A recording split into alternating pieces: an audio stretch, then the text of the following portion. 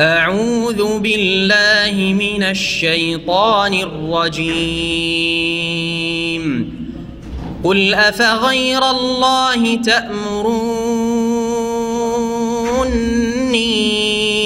أعبد أيها الجاهلون ولقد أوحي إليك وإلى الذين من قبلك لئن أشركت ليحبطن عملك ولتكونن من الخاسرين بل الله فاعبد وكن من الشاكرين وما قدروا الله حق قدره والأرض جميعا قبضته يوم القيامة والسماوات مطويات بيمينه سبحانه وتعالى عما يشركون. ونفخ في الصور فصعق من في السماوات ومن في الأرض إلا من شاء الله ثم نفخ فيه أخرى فإذا هم قيام ينظرون. وأشرقت الأرض بنور ربها ووضع الكتاب وجيء بالنبيين والشهداء وقضي بينهم بالحق وهم لا يظلمون. ووفيت كل نفس ما عملت وهو أعلم بما يفعلون. السلام عليكم ورحمة الله وبركاته. إن الحمد لله نحمده ونستعينه ونستغفره ونعوذ بالله من شرور أنفسنا ومن سيئات أعمالنا من يهده الله فلا مضل له ومن يضلل فلا هادي له وأشهد أن لا إله إلا الله وحده لا شريك له وأشهد أن محمدا عبده ورسوله صلى الله تعالى عليه وعلى آله وصحبه وسلم تسليما كثيرا. أما بعد فقد قال الإمام البخاري رحمه الله تعالى حدثنا يحيى بن بكير قال حدثنا الليث عن عقيل عن ابن شهاب عن عروة بن الزبير عن عائشة أم المؤمنين رضي الله عنها أنها قالت أول ما بدي به رسول الله صلى الله عليه وسلم من الوحي الرؤيا الصالحة في النوم فكان لا يرى رؤيا إلا جاءت مثل فلق الصبح ثم حبب إليه الخلاء وكان يخلو بغار هراء فيتهنس فيه وهو تعبد الليالي ذوات العدد قبل أن ينزع إلى أهله ويتزود لذلك ثم يرجع إلى خديجة فيتزود لمثلها حتى جاءه الحق وهو في غار هراء. الحديث মহান আল্লাহর সমস্ত প্রশংসা যে আল্লাহ রাব্বুল আলামিন ওহীর দ্বারা মানুষের জীবনকে আলোকিত করেছেন। আলহামদুলিল্লাহ যে আল্লাহ রাব্বুল আলামিন ওহী নাজিল করেছেন আম্বিয়া রসুলগণের ওপর। না হলে সৃষ্টিকর্তার উদ্দেশ্য কি আমাদের সৃষ্টি করার এবং আমাদের পক্ষ থেকে তিনি কি চান, আমরা কি করে আমাদের সৃষ্টিকর্তাকে মালিককে রবকে সন্তুষ্ট করব এবং আমরা ইহকাল পরকালের কল্যাণ লাভ করব, তা আমাদের জানার কোনো উপায় ছিল না যদি আল্লাহ রাব্বুল আলামিন ওহী নাজিল না করতেন। যা নাজিল হয়েছে সমস্ত আম্বিয়া রসুলগণের ওপর, আর বিশেষ করে শেষ নবী মুহাম্মদুর রাসূলুল্লাহ সাল্লাল্লাহু আলাইহি ওয়াসাল্লামকে আল্লাহ রাব্বুল আলামিন ওহীর দ্বারা সম্মানিত করেছেন এবং ওহীর দাওয়াত দিতে বলেছেন। এই জন্য আল্লাহ ওহী নাজিল করেছেন। আমাদের ধারাবাহিক আলোচনা সহিহ আল বুখারীর প্রতি জুমাবারে এই বছরে আমরা শুরু করেছি 1440 হিজরিতে। আজকে আমাদের হাদিস হচ্ছে ওহীর পর্বের বা ওহীর অধ্যায়ের 3 নম্বর হাদিস। ভূমিকায় দুটো পর্ব আমাদের ছিল আর তারপরে এটি হচ্ছে তৃতীয় দর্স হাদিসের। একটি হাদিস রয়েছে প্রথম ওহী রাসূলুল্লাহ সাল্লাল্লাহু আলাইহি সাল্লামের ওপর কীভাবে নাজিল হয়, কোথায় নাজিল হয়, কখন নাজিল হয় এবং সে অবস্থাটি কেমন ছিল, এই হচ্ছে আজকের বিষয়বস্তু এই হাদিসের।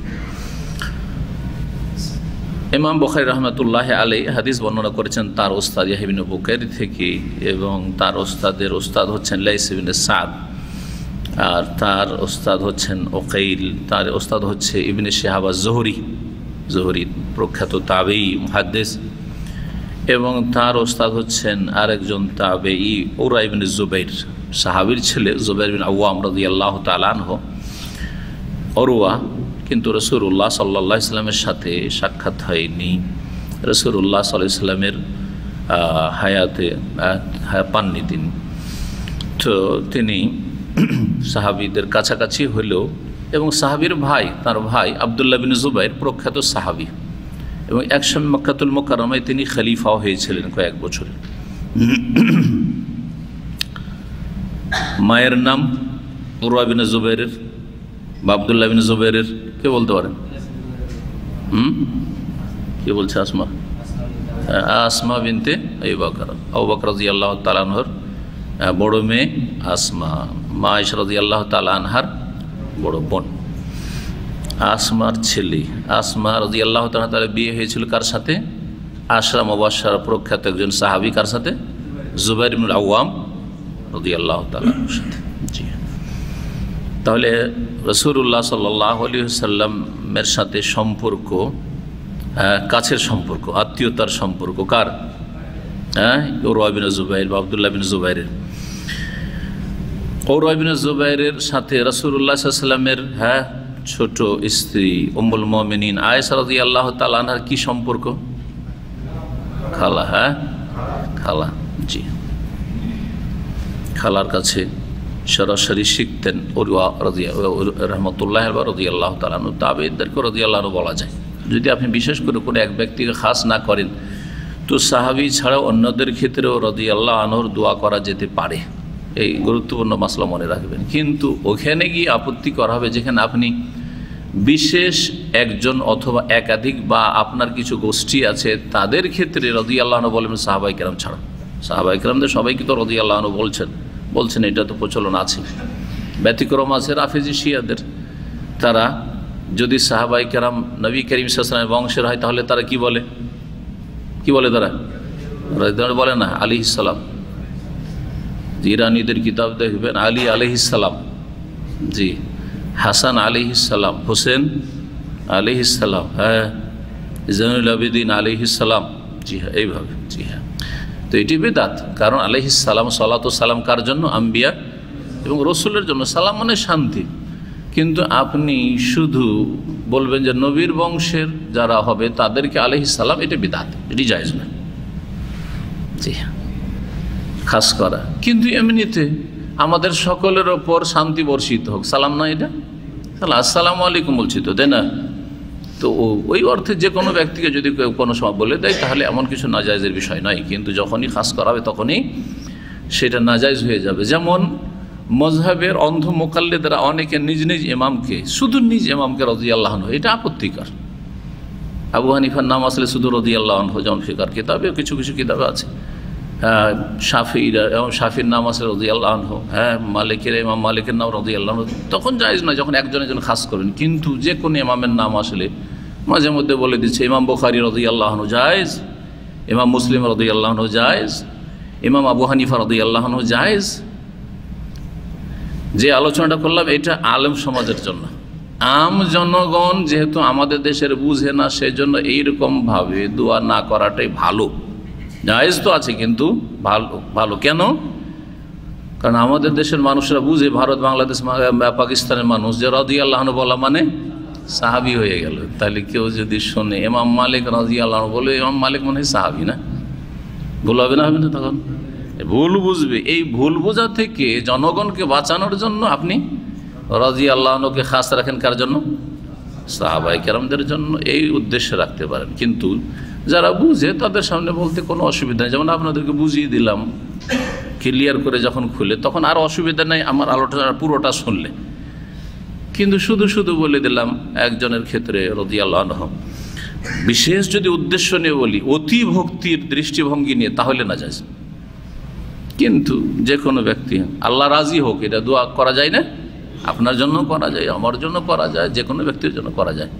এবং কোরআনে কারিমে যেখানে বলা হয়েছে সেখানে শুধু সাহাবীদের সাথে খাস করা হয়নি। সূরা তাওবার আয়াত নম্বর 100-তে আল্লাহ যে বলেছেন মুহাজিরিন আনসার যারা সাবিকিন আউয়ালিন, তারপরে ওয়াল্লাযিনা তাবাউহুম বিইহসান, শুধু সাহাবী মুহাজির আনসারদের জন্য রাদিয়াল্লাহু আনহু বলা হয়নি। কি বলা হয়েছে? যারা তাদের নিষ্ঠার সাথে অনুসরণ করবে, যারা নিষ্ঠার সাথে ইখলাসের সাথে তাদের অনুসারী হবে কিয়ামত পর্যন্ত, রাদিয়াল্লাহু আনহুম, আল্লাহ তাদের উপর রাজি হয়ে যাক, ওয়ারাদু আনহু, এবং তারাও আল্লাহর কাছে পেয়ে রাজি হয়ে যাবে, সন্তুষ্ট হয়ে যাবে। তাহলে বোঝা গেল যে কোরআনে কারিমে কিয়ামত পর্যন্ত যারাই সাহাবায়ে কেরামদের অনুসারী হবে এবং সাহাবায়ে কেরামরা সকলের ওপর আল্লাহ রাজি হোক এবং তারাও আল্লাহর কাছে পেয়ে রাজি হয়ে যাক, এই দোয়া কোরআনে কারিমে শেখানো হয়েছে। গুরুত্বপূর্ণ একটি বিষয় মনে রাখবেন, আন আয়েশা উম্মুল মুমিনিন উরওয়া ইবনে জুবাইর রাদিয়াল্লাহু আনহুমা, কারণ বাপ ছেলে জুবাইর সাহাবী আর ওরা হচ্ছেন তাবেঈ, সুতরাং রাদিয়াল্লাহু বললে কি বলতে হবে? দুজনকে দোয়া দেবেন। অনেকে বাপ বেটা দুজনে মুসলিম আর দোয়া করছে রাদিয়াল্লাহু আনহু, হ্যাঁ, তাহলে আপনি একজনের জন্য দোয়া করলেন, ঠিক না? আপনার এটা ঠিক হইল না। আপনি কারো বাপের সাথে মিলিয়ে বলছেন, হ্যাঁ, ধরেন আপনি বলছেন কি বলছেন, ইমাম আহমদ বিন হাম্বল রাহিমাহুল্লাহ তাআলা, আমরা তো বলছি, কিন্তু ইমাম আহমদ ইমাম, তার জন্য দোয়া করছেন, তার বাপ একজন মুসলিম না, হ্যাঁ, আলেম অবশ্যই, সে ইমাম আহমদের পর্যায়ে নাই হোক, কিন্তু আসলে সূক্ষ্মভাবে চিন্তা করলে আমাদের দুজনকে দোয়া দেওয়া উচিত, তাই না? হ্যাঁ, বাপ যখন কাফের থাকবে, একজন কাফের একজন মুসলিম, তখন আমরা কি বলবো? রাহিমাহুল্লাহ তাআলা, রাহিমাহুল্লাহ বলবো না তখন। কিন্তু এগুলো যারা বুঝে, আলেমরা যারা সেগা পরিবর্তন করতে পারবে, ওয়াহেদ তাসনিয়া জামাত, তারা এটা করবে। একাধিক নাম আসলো রাহিমাহুল্লাহ, যদি দ্বিবচন নাই করতে পারে তাসনিয়া, তো বহুবচন তো করতে পারে রাহিমাহুল্লাহ। জি হ্যাঁ, এটাই হওয়া উচিত আসলে। মানে কি খেয়াল রাখেন না। আব্দুল্লাহ বিন আব্বাস কি বলবেন? রাদিয়াল্লাহু আনহুমা। হাসান বিন আলী রাদিয়াল্লাহু আনহুমা, কিন্তু আব্দুল্লাহ বিন মাসউদ রাদিয়াল্লাহু আনহু, কারণ তার বাপ মাসউদ ইসলাম গ্রহণ করেনি, তাই না? আব্দুল্লাহ বিন আমর বিন আস কি বলবেন? আব্দুল্লাহ বিন আমর বিন আস কি বলবেন? রাদিয়াল্লাহু, বহুবচন না, কারণ আস মুসলমান হয়নি, কুফরির অবস্থায় মারা গেছে। তাহলে আব্দুল্লাহ বিন আমর, ওনার দাদা যে আস বিন ওয়াইল সাহমি, সে কুফরির অবস্থায় মারা গেছে। সুতরাং দুজনকে দোয়া দিতে পারবেন, আব্দুল্লাহকে আর আমরকে। আমর বিন আসও মুসলিম আর আব্দুল্লাহ মুসলিম, শুধু রাদিয়াল্লাহু আনহুমা। জি। আন্নাহা কালাত, মা আয়েশা রাদিয়াল্লাহু তাআলা আনহা বলছেন, আউয়ালু মা বুদিয়া বিহি রাসূলুল্লাহ সাল্লাল্লাহু আলাইহি ওয়াসাল্লাম মিনাল ওয়াহী, সর্বপ্রথম রাসূলুল্লাহ সাল্লাল্লাহু আলাইহি ওয়াসাল্লামের ওয়াহির যে সূত্রপাত হয়, ওয়াহি যে আরম্ভ হয় বা শুরু হয়, বুদিয়া শুরু করা হয়, কি দিয়ে শুরু হয়? প্রথম ওয়াহি আর রুইয়া সালিহা ফিন নওম, নিদ্রা অবস্থায় ভালো স্বপ্ন। সালেহ মানে ভালো, ভালো স্বপ্ন দিয়ে ওয়াহি শুরু হয়। জি, অন্য রিওয়ায়াতে রয়েছে আর রুইয়া সাদেকা, রুইয়া সাদেকা মানে সত্য স্বপ্ন, সত্য স্বপ্ন। জি হ্যাঁ, সত্য স্বপ্ন আর ভালো স্বপ্ন, জি, একই জিনিসকে বোঝানো যেতে পারে, আবার আম খাসও হইতে পারে। সত্য স্বপ্ন, কিন্তু সেটা আপনার জন্য ভালো না হয়, খারাপও হইতে পারে। জি হ্যাঁ, কিছু সত্য স্বপ্ন আছে ভালো, যেটা আপনার জন্য কল্যাণকর, কিছু অমঙ্গল হইতে পারে আপনার জন্য, জাতির জন্য, দেশবাসীর জন্য। স্বপ্ন নিজের ক্ষেত্রে দেখতে পারে, অন্যের ক্ষেত্রে দেখতে পারে, একজনের ক্ষেত্রে দেখতে পারে, গোটা জাতির ক্ষেত্রে দেখতে, উম্মতের ক্ষেত্রে দেখতে পারে মানুষ। জি হ্যাঁ, ইয়ারাহাল মুসলিম আউতুর আলাহ, নবী সাল্লাল্লাহু আলাইহি ওয়াসাল্লামের হাদিসে রুইয়া স্বপ্নের অধ্যায়গুলিতে যে হাদিসগুলি এসছে, তার একটি হাদিসে রয়েছে যে মুসলিম নিজে স্বপ্ন দেখে, ইয়ারাহাল মুসলিম, নিজের জন্য তারই সাথে সম্পর্কিত স্বপ্ন, অথবা অন্যের ক্ষেত্রে আউতুরা আল্লাহু, অথবা তার ক্ষেত্রে অন্য কেউ স্বপ্ন দেখছে। আপনি স্বপ্ন দেখছেন অমুক ব্যক্তিকে বিশেষ কোনো অবস্থায়, বা বিশেষ একটি গোষ্ঠীকে, দলকে, উম্মতকে বিশেষ অবস্থায়, তা সেটা রুয়া সালেহা ভালো স্বপ্ন বা রুয়া সাদেকা সত্য স্বপ্ন, তার একটি সুন্দর তাবির রয়েছে যেটা হয়তো আমরা বুঝি না, অথবা কেউ যে বুঝতে পারলো বুঝলো। তো কখনো নিজের জন্য স্বপ্ন দেখা, কখনো অন্যের জন্য স্বপ্ন দেখা, অথবা আপনি আপনার জন্য স্বপ্ন দেখলেন না, অন্য কেউ দেখলো স্বপ্নের বিষয়টি। স্বপ্নের কথা বললে কিন্তু মানুষ শুনতে খুব আগ্রহী হয়, পরীক্ষাতে, তাই না? ভালো লাগে স্বপ্নের কথা শুনলে, ভালো লাগে। এই ক্ষেত্রে অনেকে কিন্তু অতিরঞ্জন বাড়াবাড়ি পর্যায়ে পৌঁছে যায়, এমন স্বপ্নের পিছনে ছুটে ও ধর্মকর্ম বেশি করে না, নামাজের অবস্থা খারাপ হয়তো, দিনদারির অবস্থা ফরজে ঘাটতি, কিন্তু স্বপ্ন দেখলে আমার একটা স্বপ্নের তাবির করতে হবে, আমি একটা গুরুত্বপূর্ণ স্বপ্ন দেখেছি। না, এত স্বপ্নের পিছনে পড়িয়েন না, আবার বেশি স্বপ্নের পিছনে পড়লে মানুষের বিভ্রান্তির, গুমরাহির আশঙ্কা আছে, এটাও ভালো করে শুনে রাখেন। কিন্তু স্বপ্ন যদি দেখেন আর আপনি নিজের তাবির নিজে বুঝতে পারেন তো আলহামদুলিল্লাহ, নিজে যদি বুঝতে না পারেন তো যারা অভিজ্ঞ তাদের কাছে জিজ্ঞাসা করা স্বপ্ন সম্পর্কে জায়েজ আছে। কিন্তু প্রতিটি স্বপ্নের ক্ষেত্রে আর স্বপ্নের পিছনে ছুটা, স্বপ্ন দেখার চেষ্টা করা, যেমন বেদাতীদের আরেকটি লক্ষণ হচ্ছে নবীকে স্বপ্ন যোগে দেখার জন্য তদবির করা আর বিশেষ কিছু দুরুদ পড়া, যা ফাজাইল আমল তবলিগের নেশাবে শেখানো হয়েছে, সবগুলি বেদাত। ভালো করে শুনে রাখেন, নবীকে স্বপ্নে দেখার জন্য চেষ্টা চালানো এটি একটি বেদাত যা সাহাবীরা করেন নাই, যে বেদাতের শিক্ষা দেওয়া হয়েছে এই সব কিতাবগুলিতে। তবে কেউ যদি দেখে নেই আর নবী সাল্লাল্লাহু আলাইহি ওয়াসাল্লামের দৈহিক গঠন সম্পর্কে সে ওয়াকিফহাল হয়, আর সে মোটামুটি নিশ্চিত যে আমি রাসূলুল্লাহ সাল্লাল্লাহু আলাইহি ওয়াসাল্লাম সম্পর্কে যেভাবে পড়েছি যে তার হুলিয়া মোবারক এরকম ছিল, দেখতে তিনি এমন ছিলেন তেমনই দেখেছি, তাহলে ঠিক আছে। আর এই ক্ষেত্রে 100% নিশ্চিত সাহাবায়ে কেরামগঞ্জে তারা দিনে দেখছেন, রাত্রে স্বপ্ন দেখলেন, তাই না? আর অন্যরা তাহলে নবী সাল্লাল্লাহু আলাইহি ওয়াসাল্লাম সম্পর্কে যথেষ্ট কি রাখতে হবে, জ্ঞান রাখতে হবে, তার শারীরিক গঠন খালক সম্পর্কে, সৃষ্টিগতভাবে কেমন ছিলেন, ও খোলকান এবং তার আচার আচরণ কেমন ছিল। কারণ মানুষের কথা শুনলেও বোঝা যায় যে এই কথাগুলি কার। আমরা বুঝতে পারি যে এই কথাগুলি অমুকের হইতে পারে না, এইরকম কথা উনি বলতে পারেন না, হয়তো এত ভালো কথা যে যোগ্যতা বলার নেই তার হয়তো, অথবা এত খারাপ কথা ভালো মানুষ দ্বারা হইতে পারে না। চরিত্র দিয়েও মানুষকে চেনা যায়, আর যে দৈহিক যেটা অবয়ব রয়েছে সেটা দিয়েও মানুষকে চেনা যায়। তা আপনাকে তাহলে রাসূলুল্লাহ সাল্লাল্লাহু আলাইহি ওয়াসাল্লাম সম্পর্কে এই দুটো দিক সম্পর্কে ভালো জ্ঞান রাখতে হবে। আর তারপরে যদি স্বপ্নে দেখে নেন তো ভালো কথা, ফাকান্নামা রাআনি, মান রাআনি ফিল মানামি ফাকান্নামা রাআনি, আমাকে দেখলো তাহলে। ফাইন্না শাইতান লা ইয়াতামাসসালু বি, কারণ শয়তান নবী করিম সাল্লাল্লাহু আলাইহি ওয়াসাল্লামের রূপ ধারণ করতে পারে না, কিন্তু এর জন্য চেষ্টা চালানো, তখন শয়তান সুযোগ নেই, রাসূলুল্লাহ সাল্লাল্লাহু আলাইহি ওয়াসাল্লাম স্বপ্ন যোগে আসেন না, দেখেন না রাসূলুল্লাহ সাল্লাল্লাহু আলাইহি ওয়াসাল্লামকে, শয়তানকে দেখেছে, কিন্তু ও তো জানে না নবী সাল্লাল্লাহু আলাইহি ওয়াসাল্লামের খালক খোলক সম্পর্কে। সুতরাং শয়তান এসে বলে যে আমি তোমার নবী বলছি, তুমি এইরকম কাজ করো, হয়তো ভালো কথাই বললো, ধরে নিল যে ভালো যখন বলেছে তখন নবী হবে না, না, শয়তানও ভালো কথা বলতে পারে। আয়াতুল কুরসির ফজিলত কে শিখিয়েছিল? তো শয়তান যে ভালো কথা বলবে না কখনোই এমনটা তো নয় আসলে। আবার ভালো বলতে বলতে বিষ ঢুকাইতে পারে। কিছু ভালো কথা বললো, দেখো তোমার নামাজে কিন্তু ঘাটতি আছে, আমি রাসূলুল্লাহ বলছি তুমি নামাজ ছাড়িও না, হ্যাঁ তুমি যদি ভালাই চাও তা নামাজ ছাড়িও না, এই দু চারটি কথা নসিহত করে তোমার আখলাক চরিত্রটা ভালো করো, তোমার মধ্যে এই দোষ আছে। তারপরে বললো দেখো আর একটা কথা বলছি যেটা কেউ জানে না, তোমাদের গ্রামের ওই মাথাতে আল্লাহর ওলি শুয়ে আছে, দিল একবারে শিরকের রাস্তা দেখি, হ্যাঁ জি জি, ভালোর সাথে খারাপ মিশ, এইভাবে মাজার পূজা শুরু হয়েছে। ভালো করে শুনেন, এক সুফিবাদে মাজার পূজা শুরু করিয়েছে, আর এই যে স্বপ্নের পিছনে ছোটা, জাহেলদের স্বপ্নর পিছনে দৌড় দেওয়া মানুষকে গুমরাহ করেছে। আলেম যদি হয় সত্যি আর স্বপ্ন ভালো স্বপ্ন দেখে, অথবা নেক মানুষ, আলেম না হোক, আবেদ নেক পরেশগার মানুষ স্বপ্নে দেখে, ভালো কথা। যাই হোক, হাদিসটা শেষ করি। রাসূলুল্লাহ সাল্লাল্লাহু আলাইহি ওয়াসাল্লামের সর্বপ্রথম যে ওহী শুরু হয় কি দিয়ে, আর রুইয়া সালেহা ফি নওমে, সেটি নেক ভালো স্বপ্ন হইতো নিদ্রা অবস্থায়, ঘুমের অবস্থায়। তাহলে জাগ্রত স্বপ্ন হয় না, স্বপ্ন কখন হয়? ঘুমের অবস্থায় হয়। সেই স্বপ্ন সত্য হইতো, সালেহাও ছিল আর সাদেকাও ছিল, ভালো স্বপ্ন হইতো আর সত্য স্বপ্ন হইতো।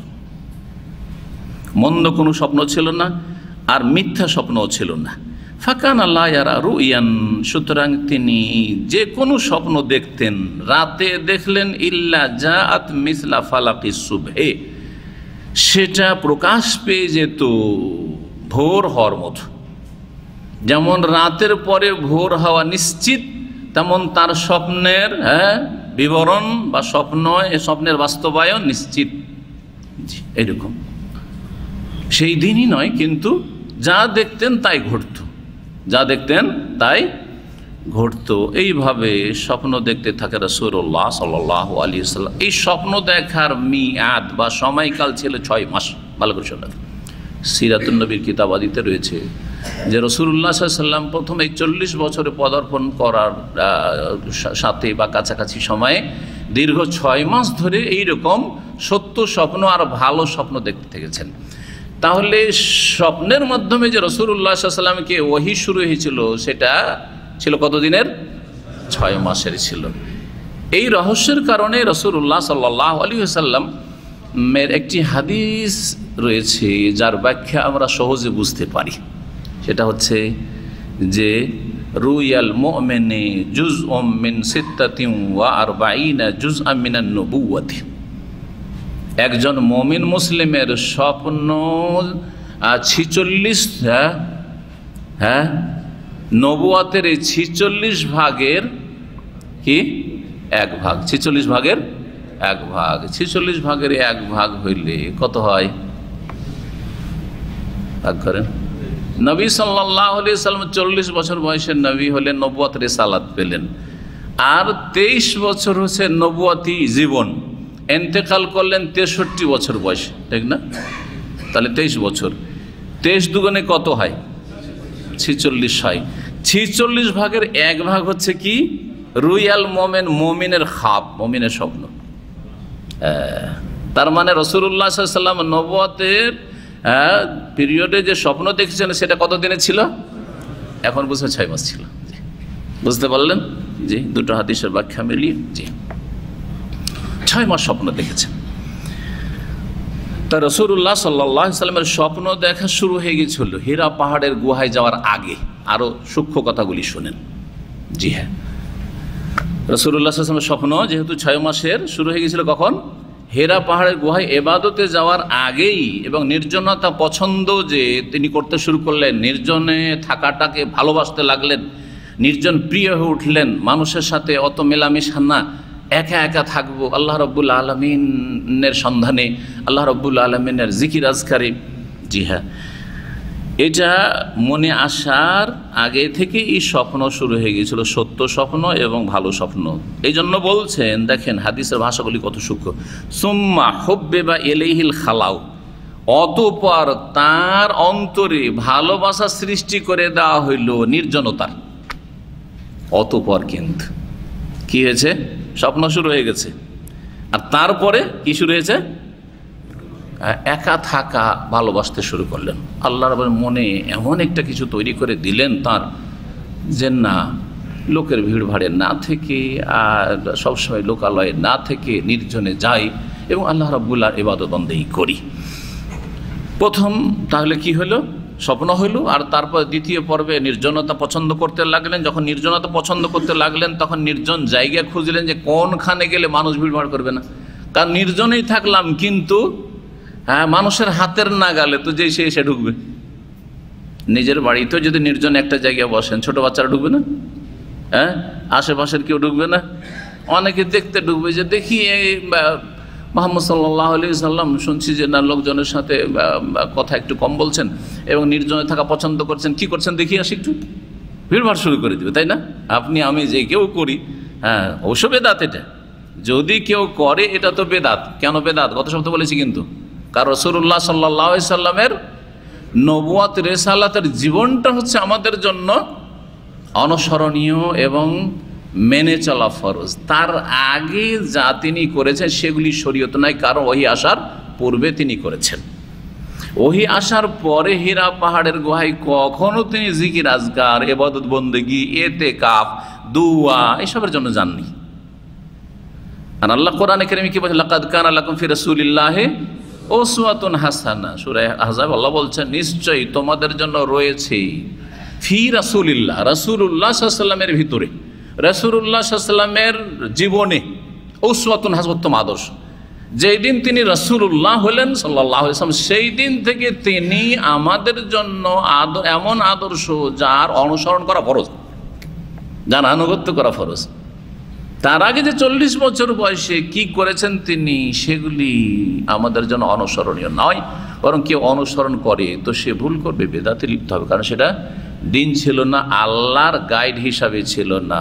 আল্লাহ ওই সব রাস্তা দেখাননি। ভালো কাজ করলেও তাকে ভালো লেগেছে, ভালো কাজ করেছে। হ্যাঁ, কিছু জনকল্যাণমূলক ভালো কাজ সেটা অনেক কে করে কুফরি অবস্থায়, তাই না, করছে না? তো তারা অমুসলিম যদি ভালো কাজ করে তো আমরা করবো না কল্যাণমূলক কাজ? হ্যাঁ, সেবামূলক কাজ, জনকল্যাণমূলক কাজ, মানুষের উপকার করা, মানুষের পাশে দাঁড়ানো, জুলমের অবসান ঘটানো, মজলুমের নির্যাতিতদের সাহায্য করা ইত্যাদি ভালো জিনিস, এগুলো জিনিস সবসময় করবো। অমুসলিমরা করুক আর নাই করুক, আমরা ওদের আগে করবো আমরা, কারণ ইসলাম আমাদেরকে শিখিয়েছে, আল্লাহ শিখিয়েছে, রাসূল শিখিয়েছেন। কিন্তু ইবাদত বন্দেগীর ক্ষেত্রে, আকীদার ক্ষেত্রে এমন কিছু যদি পাওয়া যায় যে নবী সাল্লাল্লাহু আলাইহি ওয়াসাল্লাম এই তরিকাতে ইবাদত করতেন নবুয়তের আগে, সেই তরিকাটা আমাদের জন্য নয় সেটা, কারণ তখন নবুয়ত আসেনি, ওহী আসেনি। নবী সাল্লাল্লাহু আলাইহি ওয়াসাল্লাম নির্জনতা পছন্দ করতে লাগলেন। এখন নির্জন জায়গায়, এমন জায়গায় খুঁজলেন যেখানে মানুষ সহজে পৌঁছিতে পারবে না। 3 মাইল দূরে, 5 কিলোমিটার মোটামুটি, ডান দিকে মেনা চলে যাবে আর বাম দিকে গারে হেরা, হেরা পাহাড়ের গুহা, গার মানে গুহা, জাবাল হেরা, সেই যুগে এই পাহাড়টিকে বলা হয়তো হেরা।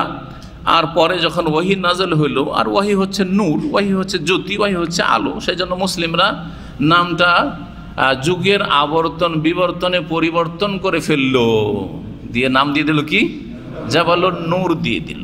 জি, নবী সাল্লাল্লাহু আলাইহি ওয়াসাল্লামের জামানায় এটাকে জাবালুন নূর বলা হইতো না, এইরকম কোনো কিছু পাওয়া যায় না। নাম পরিবর্তন হয়ে থাকে, নাম পরিবর্তন হয়েই থাকে। জি হ্যাঁ, জায়গার নাম, বিভিন্ন ক্ষেত্রের নাম পরিবর্তন হয়। জি, ফায়াতাহান্নাসু ফীহি, সেখানে গিয়ে ওয়াকানা ইয়াখলু বিগারে হিরা, তিনি নির্জনতা অবলম্বন করলেন হিরা পাহাড়ের গুহায় গিয়ে। তখন নির্জনতা পছন্দ করলেন, তারপরে চলে গেলেন, জায়গা খুঁজলেন যে কোন জায়গায় যাওয়া যায়, হেরা পাহাড়ের গুহায়। ফায়াতাহান্নাসু ফীহি, সেখানে গিয়ে ইয়াতাহান্নাস মানে ইয়াতাআব্বাদু, ইবাদত করা শুরু করলেন।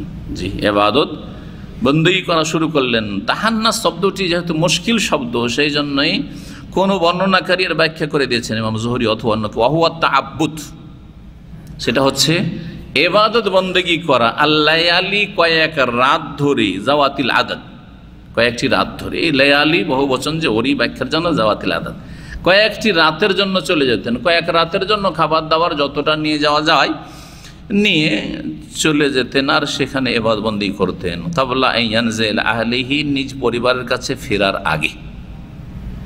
কয়েকদিন থাকার পরে, কয়েক রাত থাকলেন, ইবাদতবন্দি করলেন, আর তারপরে আবার নিজ পরিবারের কাছে, তখন পরিবার ছিল শুধুমাত্র উম্মুল মুমিনিন খাদিজা রাদিয়াল্লাহু তাআলা আনহা, তার কাছে ফিরে আসতেন। ওয়ায়াতাজাওয়াদু লিযালিকা, আর এইরকমই তিনি কি নিতেন, বা এই জন্য তিনি সম্বল নিয়ে যেতেন, কিছু খাদ্য, জাদ মানে সম্বল, পাথেয়, খাবো দাবো, জি হ্যাঁ, পানি নিয়ে যেতেন। সুম্মা ইয়ারজিউ ইলা খাদিজা, তারপরে যখন শেষ হয়ে যেত, কয়েকদিন হয়তো, আবার ফিরে আসতেন খাদিজা রাদিয়াল্লাহু তাআলা আনহার কাছে। ফায়াতাজাওয়াদু মিসলিহা, অনুরূপ তিনি পাথেয় বা সম্বল নিয়ে যেতেন। চলতে থাকত। এটা কতদিন চলেছিল? সহিহ বুখারীর যারা শারহ ভাষ্য করেছেন তারা বলেছেন সেটা ছিল শাহরুন ওয়াহিদ, 1 মাস। 1 মাস ছিল। 1 মাস কি ছিল? হেরা পাহাড়ের গুহায় রাসূলুল্লাহ সাল্লাল্লাহু আলাইহি ওয়াসাল্লামের নির্জনতা, যেটাকে ইসলামের ভাষায় ইতিকাফ বলা যেতে পারে, কারণ এখন ইসলামে একটি নির্জনতাই শুধু শরীয়ত সম্মত, সেটা হচ্ছে ইতিকাফ করা। আর ইতিকাফের জন্য জায়গা আল্লাহ নির্ধারণ করেছেন, সেটা বনেও চলবে না, জঙ্গলেও চলবে না, পাহাড়ের গুহাতেও চলবে না, আর কোথাও আন্ডারগ্রাউন্ডে চলবে না। কোথায় চলবে? আর মহিলাদের নিজের বাসাতে মুসাল্লা জায় নামাজ বিছিয়েও চলবে না। কোথায় চলবে? একমাত্র মসজিদে। ভালো করে শুনে রাখেন, আল্লাহ বলছেন ওয়ালা তুবাশিরুহুন্না ওয়া আনতুম আকিফুনা ফিল মাসাজিদ, মসজিদে যখন এতেকাফ অবস্থায় থাকবে তখন তোমরা স্ত্রীদের সংস্পর্শে যেও না। তাহলে বোঝা গেল এতেকাফ করতে হবে ফিল মাসাজিদ। একটি দলিল, আর এটা দলিল অনেকবারই শুনেছি। আর একটা দলিল শুনেন, আল্লাহ বলছেন অত্তাহির বাইতিয়া, আমার ঘরকে পাক পবিত্র রাখো, লিত্তায়েফিনা, তওয়াফকারীর জন্য, মানে কাবা ঘরকে, হ্যাঁ, ওয়াল আকিফিনা, আর ইতিকাফকারীর জন্য, ওয়ার রুক্কাই সুজুদা, রুকুকারী সেজদাকারীর জন্য। বুঝতে পারছেন না?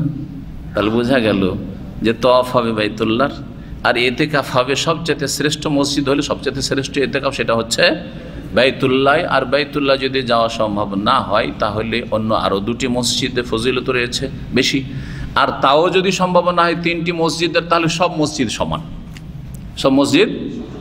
তখন এই কথা বলতে পারেন না, না আমি দামামের মসজিদে করবো না, এর চেয়ে বেশি ফজিলত হবে যদি আমি গিয়ে রিয়াজের জামে কবির বড় জামে মসজিদে করি। না না, কোনো ফজিলত নেই, কোনো ফজিলত নেই।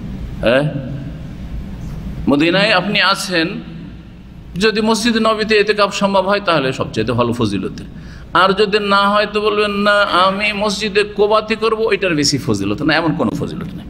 তাহলে বাকি সব মসজিদ সমান, বাকি সব মসজিদ সমান। যদিও মসজিদে কোবার বিশেষ ফজিলত আছে, সেটা হচ্ছে আপনি বাড়ি থেকে, বাসা থেকে, হোটেল থেকে উজু করে যাবেন, আর যাওয়ার পরে সেখানে 2 রাকাত সালাত আদায় করবেন। জি হ্যাঁ।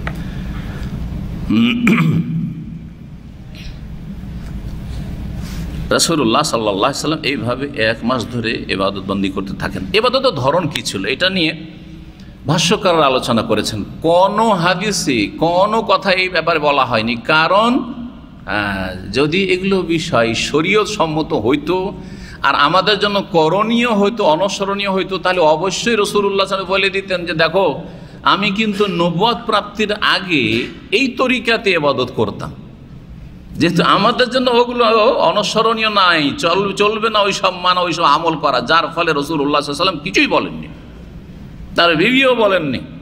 হ্যাঁ, তার আপনজনরা কখনো তো জিজ্ঞেস করবেন যে আচ্ছা বলেন তো ফাতেমা রাদিয়াল্লাহু তাআলা, আব্বা আপনি কিভাবে কি তরিকা ইবাদতবন্দি করতেন, কি করতেন হীরা পাহাড়ের গুহায়, জিজ্ঞাসাও করেননি, তিনি উত্তরও দেননি, কারণ তারাও জানতেন ভালো করে যে ওগুলো আমাদের জন্য অনুসরণের বিষয় নয়। ভালো করে শুনে রাখেন। জি হ্যাঁ, গত সপ্তাহের জন্য বলেছি, এই সুফিরা যে বন জঙ্গলে ইবাদত করা আর বন জঙ্গলে গিয়ে জিকির আর ফিকির করা, খানকাতে জিকির আর ফিকির করা, এসব হ্যাঁ খানকাহি যে ধর্ম, এটা কোত্থেকে এসছে? তাহলে এটা এসছে খ্রিস্টানদের, বৈরাগীদের থেকে, হ্যাঁ রাহেবদের থেকে, সংসার ত্যাগীদের থেকে। রাসূলুল্লাহ সাল্লাল্লাহু আলাইহি ওয়াসাল্লাম কঠোরভাবে নিষেধ করেছেন লা রহবানিয়াতা ফিল ইসলাম, ইসলামে বৈরাগ্যবাদের বা সংসার ত্যাগী হওয়ার কোনো অবকাশ নেই। বন জঙ্গলে চলে যাব, সংসার ত্যাগ করে দিয়ে ইবাদতবন্দি করব, কোনো গর্তে গুহায় গিয়ে আত্মগোপন করে সেখানে জিকির ফিকির করব, খানকা বানাবার সেখানে জিকির ফিকির করব, তরবিয়ত তার রিয়াজত করব, যেগুলো সুফিদের ভাষা। না না না, এগুলো নাই ইসলামে আসলে। সাবধান এগুলো থেকে। জি হ্যাঁ, আল্লাহর মুরিদ হন। জি হ্যাঁ, আল্লাহ সন্তুষ্টি পাওয়ার জন্য। রাসূলুল্লাহ সাল্লাল্লাহু আলাইহি সাল্লামকে চান আপনি, তার মুরিদ হন রাসূলুল্লাহ সাল্লাল্লাহু আলাইহি সাল্লামের অনুসরণ করার জন্য। জি হ্যাঁ, জি হ্যাঁ, বাকি মানুষের মুরিদ হবেন না, কোনো মানুষের, কোনো আলেমের, কোনো পীর মাশায়েখের কারো মুরিদ হবেন না, এটা ইসলাম শেখানি। জি, আল্লাহকে চাইতে হবে, রাসূলুল্লাহ সাল্লাল্লাহু আলাইহি ওয়াসাল্লামের তরিকা চাইতে হবে। হ্যাঁ, রাসূলুল্লাহর তরিকা চাইতে হবে। মুরিদ মানে যে চায় তাকে মুরিদ বলা হয়। জি, আপনি পীরকে চাইবেন না, আল্লাহ সন্তুষ্টি চাইবেন, আল্লাহকে চাইবেন, আল্লাহর ইবাদত চাইবেন এবং রাসূলুল্লাহ সাল্লাল্লাহু আলাইহি ওয়াসাল্লামের অনুসরণ আর আনুগত্য চাইবেন।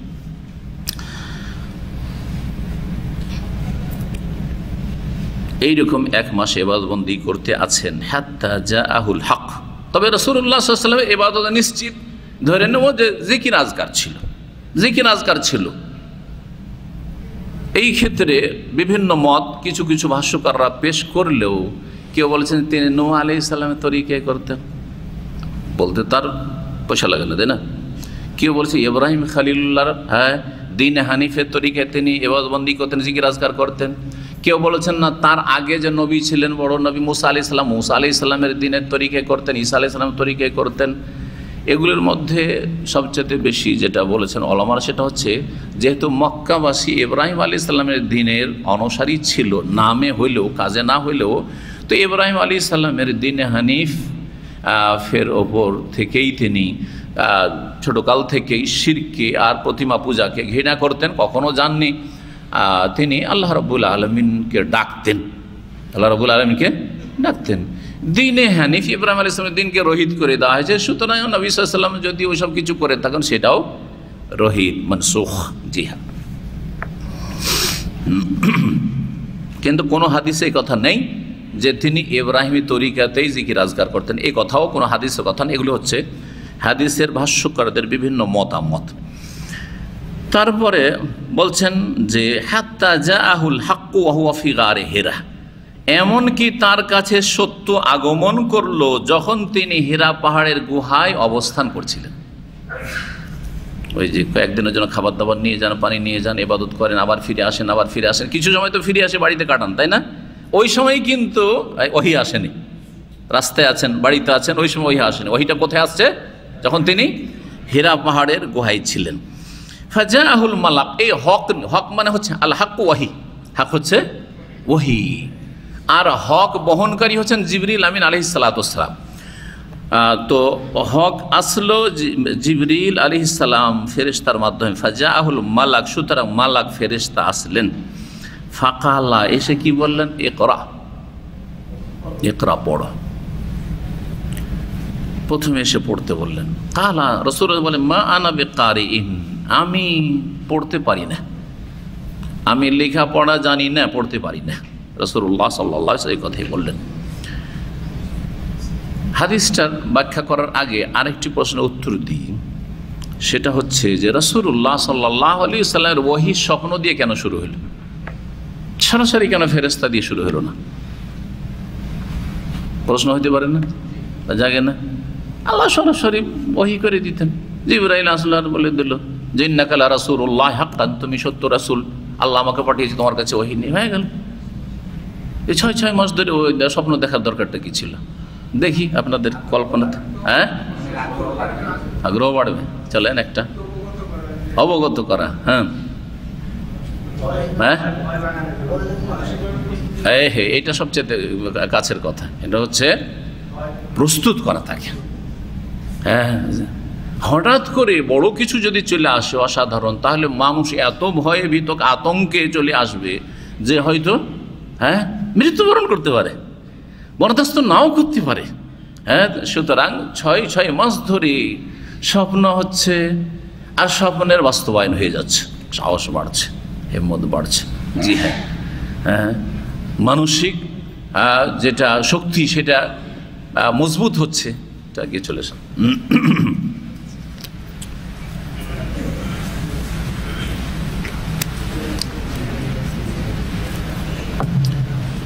তার সাথে সাথে এর মাধ্যমে এর পরে যে বিপদ আপদ আসতে যাচ্ছে, শত্রুতা, কাফেরদের শত্রুতা আর সম্মুখীন হইতে হবে, কাফেরদের বিরোধিতার যে সম্মুখীন হইতে হবে, এর মোকাবেলা, এই পরিস্থিতির মোকাবেলাতেও যে দাঁড়িয়ে থাকতে হবে অটল হয়ে, এর জন্য প্রস্তুতি।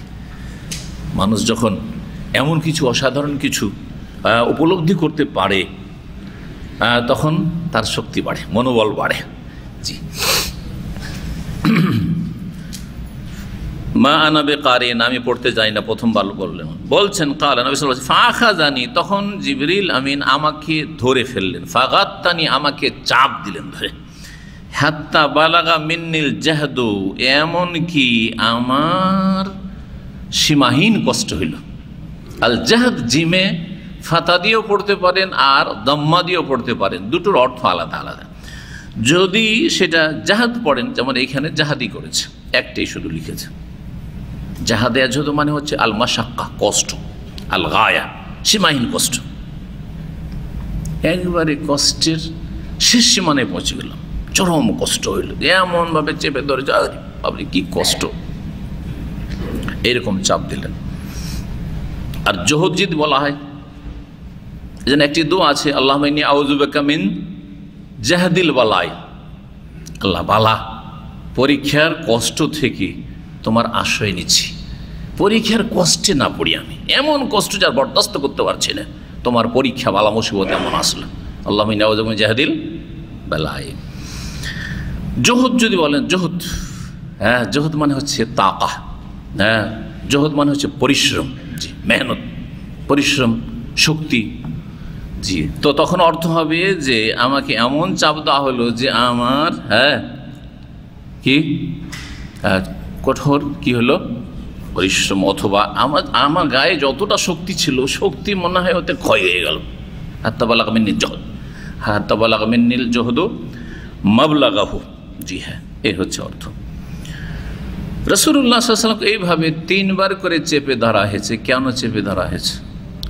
আর যদি চেপে ধরা হয় তো এই চেপে ধরা কি কেউ করতে পারে? এই অধিকার কাউকে দেওয়া হয়েছে যে আপনি একজন মুরব্বী মানুষ, খুব পরহেজগার মানুষ, একটা সাধারণ মানুষকে ভালো কিছু কাজের জন্য প্রস্তুত করার জন্য চেপে ধরবেন? এটা কেন বলছি? কারণ পীরদের কাছে এইসব ধর্মকর্ম আছে, কিন্তু আছে, হ্যাঁ, মরিদান ওদের চেপে ধরার দরকার হয় না, বরং তাওয়াজ্জুহ, নজরে নজর দিলে কলবকে আলোকিত করে দেয়। আরও কত কি আছে, বরং শুধু তাই নয়, যদি খারাপ দৃষ্টি দেয়, রাগের দৃষ্টিতে তাকায়, তাহলে ও একেবারে কি হয়ে যাবে, ছাই হয়ে যাবে, ছারখার হয়ে যাবে। সমস্ত কথা সুফিদের কিতাব আছে, কিন্তু আউযুবিল্লাহ।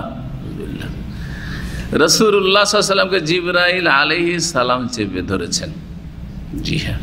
মানুষকে যদি চেপে ধরা হয়, আরে গোটা শরীরটা চেপে না ধরে হাতখানা চেপে ধরেন। একটা লোক অমনোযোগী, আপনি কথা বলছেন ওর সাথে, ও কথা খুব একটা মনোযোগী শুনছে না, এইদিকেও তাল দিচ্ছে ওইদিকেও তাল দিচ্ছে। আজকাল মোবাইল আর নেটের ফেতনা যুগে বুঝতেই পারেন। পারিবারিক মিটিং হচ্ছে, বাপ মা ছেলে মেয়েদেরকে নিয়ে মিটিং করছে, সবার হাতে একটা করে মোবাইল, ও হুঁ করছে আর মোবাইলও টিপছে। কি মিটিং শুনলো? কোনো গঠনমূলক কাজ হয় না, হ্যাঁ, সম্পর্ক ছিন্ন ভিন্ন হয়ে যাচ্ছে, বাপ মায়ের সাথে ছেলে মেয়েদের সম্পর্ক ভালো নেই। এই জন্য বড়ই ক্ষতি করছে এই মোবাইল আর ইন্টারনেট কিন্তু মানুষের, জি। আর বড়ই বেয়াদবি বাপ মায়ের সাথে, যে বাপ মায়ের সামনে বসবেন, হ্যাঁ, অথবা ওস্তাদের সামনে বসবেন আর এদিকে মোবাইলও টিপবেন, এদিকে তো হাদিসে দর্শক বসে আছেন আর এদিকে আমার কাছে একটু দেখি, ওই তো লাইভ চলছে তো একটু দেখি, আমিও খুলে দেখি। এই কাজের জন্য বসছেন, তোর বাসায় বসে লাইভ দেখতেন আপনি, এটা আপনাদের জন্য না, হ্যাঁ। দেখি কে কে আছে, কে কে শেয়ার করছে আর কে কে ওতে আছে, অনলাইনে আছে। আউযুবিল্লাহ, এটা বেয়াদবি। এটা আসলে বাপ মায়ের সাথে চরম, বিশেষ করে বাপ মা বড়রা কেউ যদি থাকে আর তার সামনে মোবাইল খুলে রাখা আর মোবাইল দেখা, একটু এদিকেও তাকাচ্ছেন, হ্যাঁ এদিকেও এদিকে এরকম করছে, নাজায়েজ কাজগুলো, নাজায়েজ কাজগুলো। ছেলে মেয়েদের এইসব তরবিয়ত করা অত্যন্ত জরুরি, জি। এতে বাপ মায়ের মনে কষ্ট হবে, কষ্ট হবে। অনেক সময় বলতে পারছেন না, কারণ হয়তো বৃদ্ধ হয়ে গেছে আর ছেলে খাওয়াচ্ছে, এদেরকে কিছু বলাও যাবে না, বললেও ঝামেলা আছে, তাই না? সুতরাং মনের কষ্ট নিয়ে, মনের বিষ নিয়ে মনেই রাখছে, আর হ্যাঁ, বাপ মায়ের অসন্তুষ্টির কারণে আল্লাহ আপনার নারাজ হয়ে যাচ্ছে, জি। কিন্তু আপনি হয়তো খেয়াল করেন না এটা, না? যখন বাপ মা কথা বলবে তখন আপনি চোখে চোখ মিলিয়ে না, ওটাও একটা বেয়াদবি, কিন্তু চোখে চোখ দিয়ে কথা বলা না, একটু চোখটাকে নিচে রেখে। কারণ বড়দের চোখে চোখ মিলিয়ে কথা বলতে আমরা লজ্জা পাই, তাই না? স্বাভাবিক। তো আপনার কাছে বাপ মা কত বড় চিন্তা করেন, অনেকেই যে চোখে চোখ মিলিয়ে কথা বললে ওতে তখন ওই আদবটা থাকে না, ওই শ্রদ্ধা থাকে না, ধীরে ধীরে বেয়াদবি চলে আসে।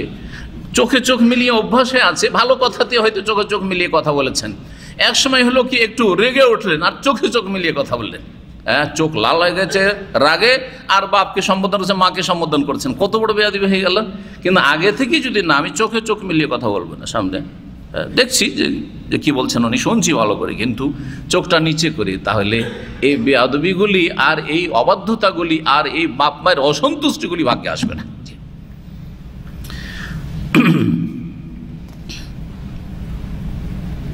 রাসূলুল্লাহ সাল্লাল্লাহু আলাইহি ওয়াসাল্লামকে চেপে ধরা হয়েছিল, হ্যাঁ, যাতে করে সজাগ হয়ে যান, যাতে মনোযোগী হন, মানসিকভাবে প্রস্তুত হন। হাত চাপার কথা বলছিলাম, একটা লোক অমনোযোগী হয়ে আপনার কথা শুনছে, হুঁ হুঁ করছে, আপনি হাতে হাত দিয়ে যদি হাতখানটাকে একটু ভালো করে একটু চেপে ঝাঁকানি দিয়ে মোসাফাও করেন, তাতে কিন্তু সজাগ হয়ে শুনবে, যেটাই হাত নাড়াচ্ছে আমার, তাই না? জি হ্যাঁ। এই জন্য সহিহ বুখারীতে রয়েছে যে রাসূলুল্লাহ সাল্লাল্লাহু আলাইহি ওয়াসাল্লাম তাশাহুদ যখন শিখাচ্ছিলেন আব্দুল্লাহ মাসউদ রাদিয়াল্লাহু তাআলা আনহুকে, ওয়া কাফফি বাইনা কাফাইহি, আল্লাহ মানে রাসূলুল্লাহ তাশাহুদা আত-তাহিয়াত শিখিয়েছেন, তাশাহুদ শিখে রাসূলুল্লাহ আব্দুল্লাহ মাসউদকে বলছেন তিনি, সেই সময় আমার হাতটা নবী সাল্লাল্লাহু আলাইহি ওয়াসাল্লামের দুই হাতের মাঝখানে ছিল। আমার হাতটা বলা হচ্ছে ওয়া কাফফি, আমার হাতটা, হাতের তলাটা। নবী সাল্লাল্লাহু আলাইহি ওয়াসাল্লামের কয় হাত ছিল? দুই হাত ছিল, কিন্তু আব্দুল্লাহ মাসউদের কয় হাত ছিল? এক হাত ছিল। তাহলে এটা কয় হাত ছিল? 3 হাত না 4 হাত? 3 হাত ছিল। এটা মুসাফার হাদিস নয়। যারা 2-4 হাতের মুসাফা পাটি, তারা এই হাদিসের অপব্যাখ্যা করে মানুষকে বিভ্রান্ত করে যে বুখারীতে 4 হাতের মুসাফা আছে। 4 হাত দেখান থেকে কিয়ামত পর্যন্ত। ও কাফি বাইনা কাফাইহি, যদি 4 হাত হইতো তাহলে এই কথা বলতেন যে আমার 2 হাতের মাঝখানে রাসূলুল্লাহ সাল্লাল্লাহু আলাইহি ওয়াসাল্লামের হাত ছিল, আর না, আমার হাত ছিল রাসূলের 2 হাতের মাঝখানে, আর রাসূলুল্লাহ সাল্লাল্লাহু আলাইহি ওয়াসাল্লামের হাত ছিল আমার 2 হাতের মাঝখানে, তাইলে না 4 হাত হইতো। হ্যাঁ, এইভাবে যেমন মুসাফা করে আমাদের দেশীয় যারা সুন্নতি মুসাফা করেন না, সুন্নতের খেলাফ মুসাফা করে তারা। মুসাফা সাফহাতুন, হাতের তলা। সাফহাতুন মানে এটা সাফা, সাফা মানে পৃষ্ঠে পাতা, আর সাফাতুন মানে হাতের তলাও হয়। হাতের তলার সাথে হাতের তলা মিলালে বাবে মোফালাত হয়, সাফা হয়, ওসাফা মুসাফাহাতান, সেটার নাম হচ্ছে মুসাফা। ভালো করে শুনেন। সুতরাং যদি 4 হাত করেন তাহলে হাতের তলার সাথে মিলে না, শুধু হাতের তলাও মিলছে আর ওপরের সাথেও হাত মিলছে, সুতরাং সেটা মুসাফা থাকলো না।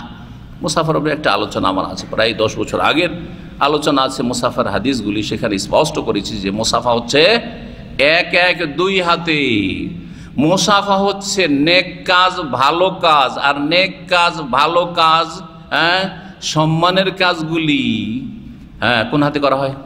ডান হাতে করা হয়, যেন পানাহার ডান হাতে হয়, পক্ষান্তরে বাম হাতে নোংরা কাজগুলি, ময়লা আবর্জনা সাফ করা, এগুলি হয় বাম হাতে। বাম হাতে নাক সাফ করা, বাম হাতে মুসাফা করা, বাম হাতে আপনার কি করা, পেশাব পায়খানা সাফ করা, বাম হাতে যত খারাপ কাজ রয়েছে, হ্যাঁ, ময়লা আবর্জনা সাফ করছেন বাম হাতে সাফ করছেন, ডান হাতে নাই। জি, তো মুসাফা বাম হাতে করা মানে একটা বেয়াদবি।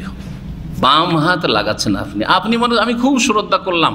আবার আমাদের দেশে আছে কি, সৌদি আরবে 1 হাতে মুসাফা করে কিছু লোকের আছে, বা সাধারণ লোকের সাথে 1 হাতে মুসাফা করে। আর যখন বড় একজন হুজুরের কাছে গেছে, হুজুর সালাম আলাইকুম, বলছে বড় হুজুরকে 1 হাত দিলে হবে না, 2 হাত দিতে হবে, তাহলে বেশি আদব কায়দা হবে। আরে বেয়াদবি হইলো বাম হাত। এজন্য মাঝে মাঝে রসিকতা করে আমি কিছু ভাইকে বলি, যখন 2 হাত আমার সাথে লাগাইতে আসে, তখন বলছি এই হাতটা তো ঠিক আছে আমার সাথে লাগালেন, এই হাতটাতে কত ময়লা আবর্জনা সাফ করছেন, আমার হাতে লাগালেন কেন? আমার হাতে কেন? আমি তো এটা পছন্দ করি না যে আপনার বাম হাত আমার হাতের সাথে লাগবে, না, পছন্দ করি না, যদিও সাফ করে এসছে না। কথা ঠিক কিনা? কখনো কখনো হেদায়েত করতে হয় মানুষকে, একটু রসিকতা করে, একটু হাসি, কথা বোঝা গেছে? জি হ্যাঁ, চিন্তা করেন আপনি। তো সজাগ করার জন্য, প্রস্তুত করার জন্য চেপে ধরেছেন। আর এইটি এমন নয় যে এটা সুন্নাত হয়ে গেল, জিবরাইলের সুন্নাত, পীরেরা এখন করবে, হ্যাঁ, মুরিদকে নবুয়ত দিবে নাকি, ওহি করবে নাকি, শয়তানের ওহি। তারপরে বলছেন যে ছেড়ে দিলেন, সুম্মা আরসালানি ফাকাল ইকরা, তারপরে পড়তে বলে, কুলতু মা আনা বিকারিন, আমি তো পড়া পারি না। ফাখাযিনি, আবার ধরলেন, ফাগাত্তানি সানিয়া, দ্বিতীয়বার চেপে ধরলেন, হাত্তা বালাগা মিন্নিল জাহদু, আমার বড়ই কষ্ট হলো। সুম্মা আরসালানি, তারপরে ছেড়ে দিলেন, ফাকাল ইকরা, পড়ো। ফাকুলতু মা আনা বিকারি, আমি পড়তে যাই না। ফাখাযানি, ধরলেন, ফাগাত্তানি সালে, তৃতীয়বার চেপে ধরলেন। সুম্মা আরসালানি, তারপরে ছেড়ে দিলেন। 3 বার করে চেপে ধরার পরে রাসূলুল্লাহ সাল্লাল্লাহু আলাইহি ওয়াসাল্লামকে বললেন, ইকরা, এখন পড়ো। তখন পড়ে যাচ্ছেন, জিবরাইল আলাইহিস সালাম রাসূলুল্লাহ পড়তে শুরু করলেন, ইকরা বিসমি রাব্বিকাল্লাযী খালাক, খালাকাল ইনসানা মিন আলাক, ইকরা ওয়া রাব্বুকাল আকরাম আল্লাযী আল্লামা বিল কলম আল্লামাল ইনসানা মা লাম ইয়ালাম। কয়টি আয়াত? এই 5টি আয়াত কোরআনে কারীমের সর্বপ্রথম ওহী যা নাযিল হয়েছিল জামানার দিক থেকে, সময়ের দিক থেকে। কিসের দিক থেকে? নাজিল হওয়ার সময়কালের দিক থেকে এই 5টি আয়াত সর্বপ্রথম আয়াত। আর কোরআনে কারীমের যে মুসহাফে উসমান রাদিয়াল্লাহু তাআলা আনহুর যে তরতিবে যে মুসহাফ একত্রিত করা হয়েছে, তাতে সর্বপ্রথম হলো সূরা ফাতিহা। কিন্তু সূরা ফাতিহা প্রথম নাজিল হওয়ার ক্ষেত্রে নয়, জি পরে নাজিল হয়েছে, যদিও প্রথম দিকেই নাজিল হয়েছে বলা হচ্ছে। এই আয়াতগুলির তাফসির করলে সময় বেশি হয়ে যাবে, এই জন্য আমি বেশি তাফসির করব না, সংক্ষেপে তর্জমা করে দিচ্ছি। কারণ আমার সূরা আলাকের তাফসির গত বছরের বিস্তারিত করা হয়েছে। ইকরা বিসমি রাব্বিকাল্লাযী খালাক, হ্যাঁ হে নবী পড়ো। সরাসরি সম্বোধন কাকে? প্রথম ব্যক্তিকে যার উপর ওহী নাযিল হচ্ছে, আর তার পরোক্ষভাবে প্রত্যেক মুমিন মুসলিমকে সম্বোধন যে বিশ্বাসী, আর তার সাথে সাথে প্রত্যেক মানুষের জন্য যেহেতু রাসূলুল্লাহ সাল্লাল্লাহু আলাইহি ওয়াসাল্লাম নবী এবং রাসূল হয়ে এসেছেন, ইন্নী রাসূলুল্লাহি ইলাইকুম জামিআন ওয়া মা আরসালনাকা ইল্লা রাহমাতাল লিল আলামিন, সুতরাং প্রত্যেক মানুষকে ইসলাম নির্দেশ দিচ্ছে পড়তে হবে।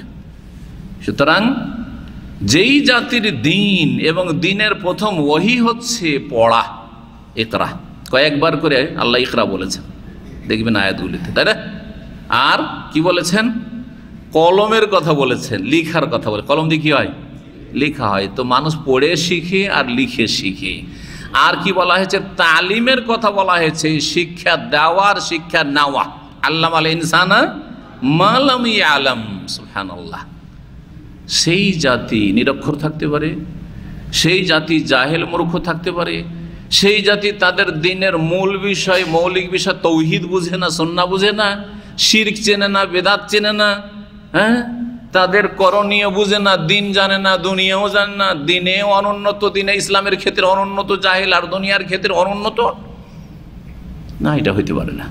মুসলিমরা ঠিকভাবে এই দায়িত্ব পালন করেনি, যার ফলে এত পিছিয়ে গেছে। আল্লাহ যেন ফিরে আসার তৌফিক দান করেন। খালাকাল ইনসানা মিন আলাক, ইকরা বিসমি রব্বিক, পড়ো। কি পড়তে হবে? তাহলে সব পড়া চলবে না, যে পড়া উপকারী সেই পড়া পড়তে হবে। এই জন্য সেই ইলম চাওয়ার জন্য দুয়া শিখ, আল্লাহুম্মা ইন্নী আসআলুকা ইলমান নাফিআন, উপকারী ইলম, যা ইহকাল পরকালের উপকার করে। দুনিয়ার উপকার করলেও পড়তে পারেন, আখিরাতের উপকার করে, অবশ্যই পড়তে হবে। দিন অবশ্যই শিখতে হবে, আল্লাহকে অবশ্যই চিনতে হবে, রাসূলকে অবশ্যই চিনতে হবে, আল্লাহর দিনকে অবশ্যই জানতে হবে। তিনটি মূলনীতি মনে রাখবেন। তাহলে দিন একজন মানুষকে অবশ্যই শিখতে হবে, যেটা তার জীবন বিধান। আর দুনিয়া সম্পর্কে জানতে হবে, কারণ দুনিয়াতে আমাকে স্বাধীনভাবে মাথা উঠিয়ে আর স্বাবলম্বী হয়ে বেঁচে থাকতে হবে, গোলামি করলে হবে না, কারণ বিজাতির কাফের গোলামি করলে হবে না। সুতরাং দুনিয়াও শিখতে হবে। দুনিয়া শিখা হচ্ছে ফরজে কিফায়া। আমাদের এতগুলি লোকের কিছু লোক দুনিয়া শিখলেই আমাদের কাজ চলে যাবে, আমাদের উম্মতে মুসলিমার কিছু এরকম যোগ্য ব্যক্তি আছে যাদের দিয়ে আমাদের সমস্যার সমাধানগুলি হয়ে যাচ্ছে। কিন্তু দিন এতটা প্রত্যেক ব্যক্তির জন্য শিখা ফরজে আইন, যা না শিখলে আল্লাহকে চিনতে পারলেন, রাসূলকে চিনতে পারলেন না, দিনকে জানতে পারলেন না, এতটা শিখা ফরজে আইন। আর বাকি বড় বড় আলেম হইতে হবে, আর বড় দায়ী হইতে হবে, দিনের খাদেম হইতে হবে, এটা ফরজে কিফায়া, ওটা হচ্ছে ফরজে কিফায়া। তাহলে শিখার বিষয়ে হুকুমটা বলে দিলাম। দুনিয়া শিখা হচ্ছে ফরজে, মুসলিম ডাক্তার ইঞ্জিনিয়ার হইতে হবে, কি ফরজে কিফায়া। মুসলিমকে রাজনীতিবিদ হইতে হবে, ফরজে কিফায়া। হ্যাঁ, এই রাজনীতি কিছু বুঝে না, আমার জন্য রাজনীতি বোঝা জরুরি নয়। হ্যাঁ, যখন আল্লাহ রাজত্ব দেবেন তখন রাজনীতি শিখতে হবে, তখন যোগ্যতা লাভ করতে হবে। আর মানুষের তৈরি করা এই রাজনীতির নয়, আল্লাহ রাব্বুল আলামিন যে সিয়াসা শরঈয়া দিয়েছেন সেটা শিখতে হবে, সেটা শিখা ফরজ। আর সেই দিয়ে পরিচালনা করতে হবে দেশ। তো দুনিয়ার যতগুলি শিক্ষা রয়েছে, সাবজেক্ট রয়েছে, যেগুলো উপকারী অপকারী নয়, সেগুলি শিখা হচ্ছে ফরজে কি বললাম কিফায়া। আর দিন শিখার একটা স্তর হচ্ছে ফরজে আইন, প্রত্যেকের জন্য ফরজ, আর একটা স্তর হচ্ছে ফরজে কিফায়া। অপকারী এলম শিখা হারাম। যেই এলম আপনার দিনের ক্ষতি করবে সেটা প্রথম অপকারী। যেই এলম শিখা আপনার দুনিয়ার ক্ষতি সাধন করবে সেটা জায়েজ নয় শিখা। দিন দুনিয়ার যদি ক্ষতি করে সেই এলম শিখবেন না। সুতরাং জাদু শিখা হারাম, হ্যাঁ, তারপরে জ্যোতিষীবিদ্যা, হ্যাঁ, কাহানা, ইলমুল কাহানা শিখা হারাম, বোঝা গেছে না? মন্ত্রতন্ত্র শিখা হারাম, জি হ্যাঁ। শিরকি ঝাড়ফুঁক শিখা হারাম, তাবিজ তোমার শিখা হারাম, সব হারাম, এগুলো অপকারী, দিন ধ্বংস করবে।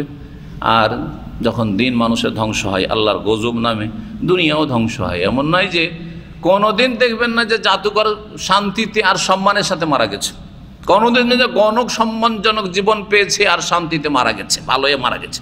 জি, যার ফলে এগুলো দিন দুনিয়া সব কিছুর জন্য ক্ষতি সাধন করে।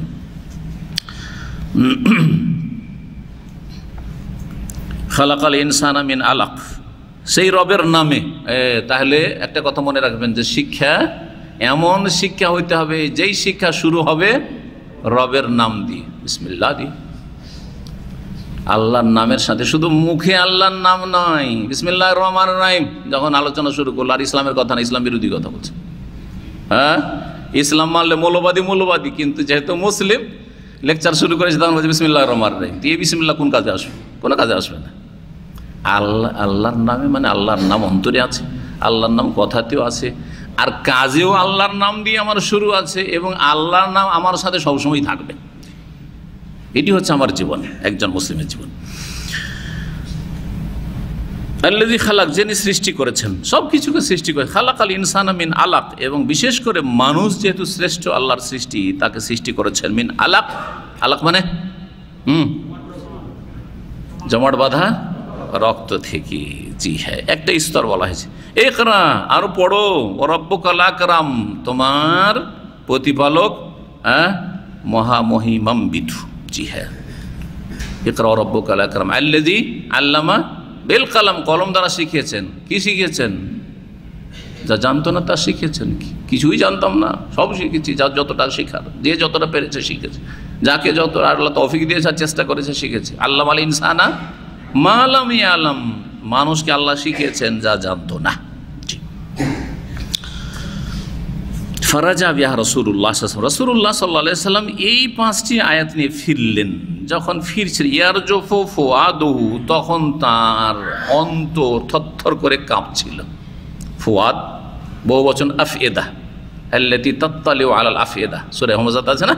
জি হ্যাঁ, থরথর করে কাঁপছে। মানুষ যখন কাঁপে তখন দেখেন এই জায়গাটা লাফায়, হ্যাঁ, আর এটাও লাফায়। অন্য এতে বাবাদেরও ওই জন্য আছে।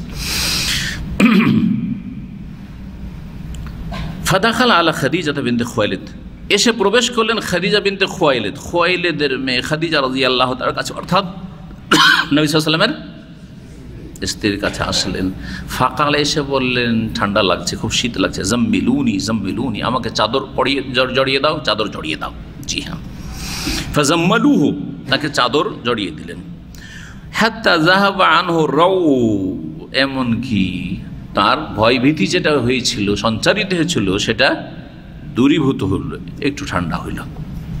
ফাকালে খাদিজা ওয়া আখবারহাল খাবার, তারপরে খাদিজা রাদিয়াল্লাহু তাআলা আনহাকে বলছে রাসূলুল্লাহ সাল্লাল্লাহু আলাইহি ওয়াসাল্লাম, এবং আখবারহাল খাবার, পুরো এই এর বৃত্তান্ত সব শুনিয়ে দিলেন, যে এই হলো, এই হলো, এই হলো, এইরকম হইল, এই হয়েছে।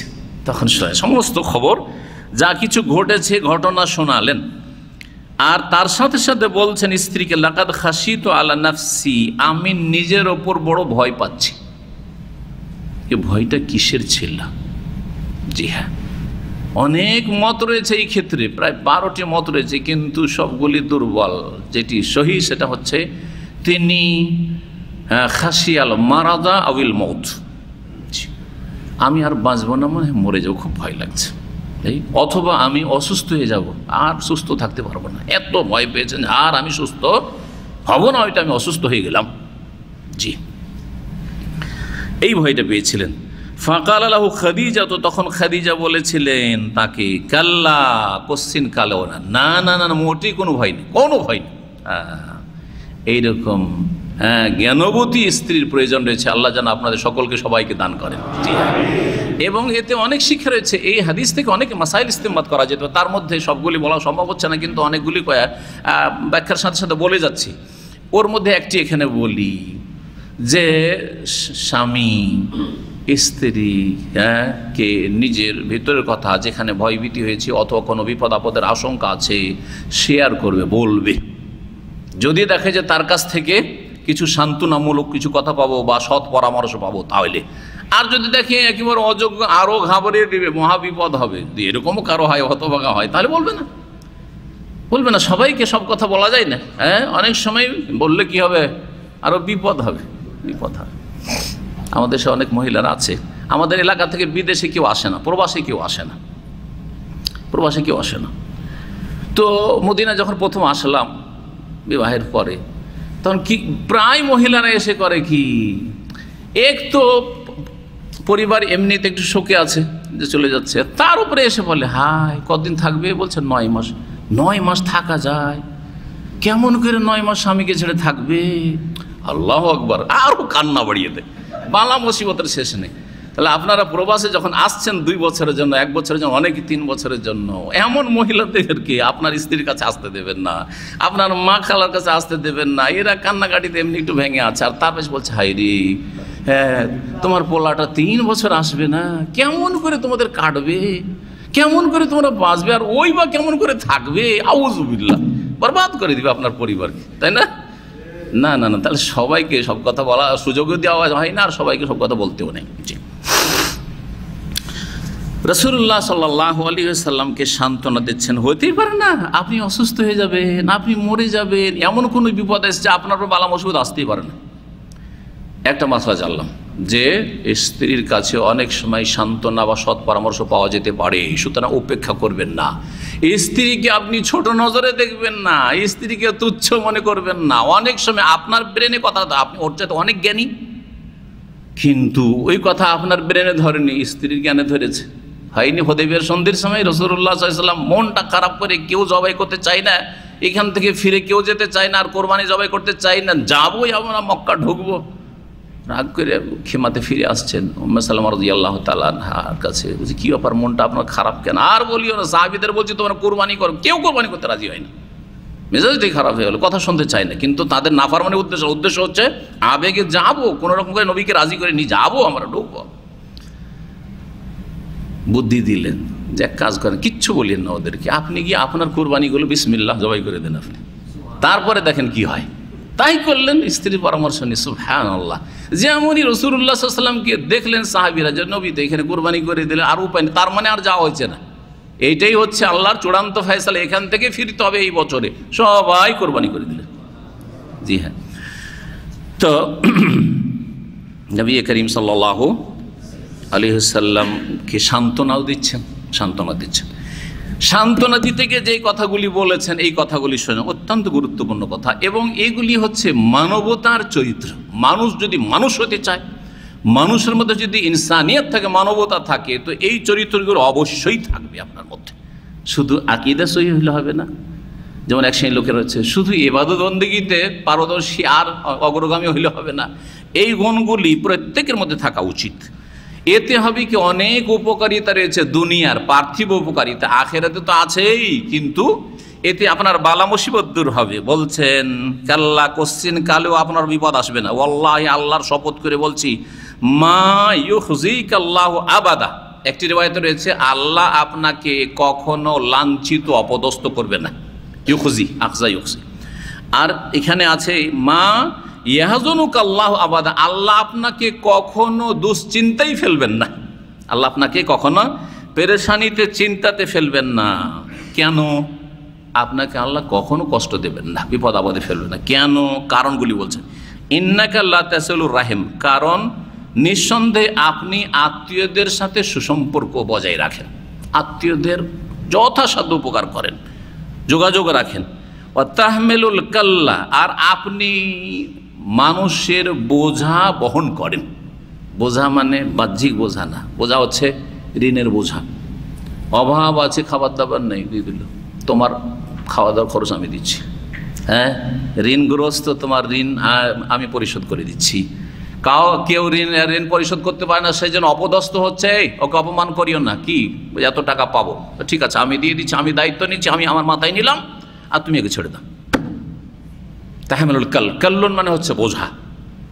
এই বোঝাগুলি রাসূলুল্লাহ সাল্লাল্লাহু আলাইহি ওয়াসাল্লাম শুরু থেকে, প্রথম জীবন থেকে বহন করতেন, শুরু থেকেই। জি, সাবালক হওয়ার পর থেকেই রাসূল এই কাজ করতেন। ওয়া তাকসিবুল মাদুম, মাদুম মানে সর্বহারা, আদাম মানে যার কাছে কিছুই নেই। সর্বহারার জন্য আপনি উপার্জন করেন। আপনি আপনার নিজের পেটের চিন্তা করেন না, নিজের পরিবারের চিন্তা করেন না, বরং যারা সর্বহারা সমাজের, তাদের খাতিরে আপনি আয় উপার্জন করেন, আর যা কিছু উপার্জন করেন তাদের জন্য আপনি ব্যয় করেন, খরচ করেন। এত ভালো কাজ করেন আপনি। ওয়া তাকরিদ দাইফ, আর অতিথির আপনি আপ্যায়ন করেন।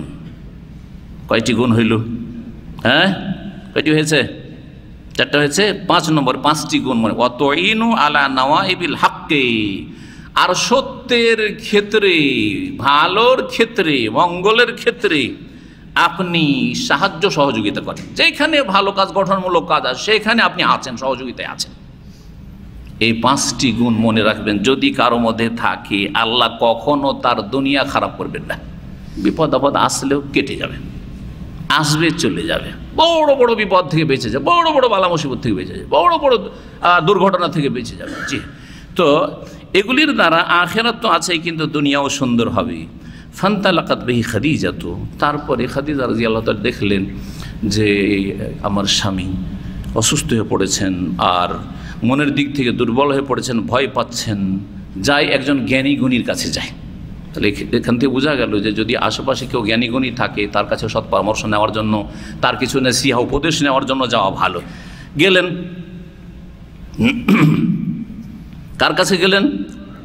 ওয়ারাকা বিন নৌফল বিন আসাদ বিন আব্দুল উজ্জাহ এর নাম ছিল। ওয়ারাকা নাম, বাপের নাম নৌফল, দাদার নাম আসাদ।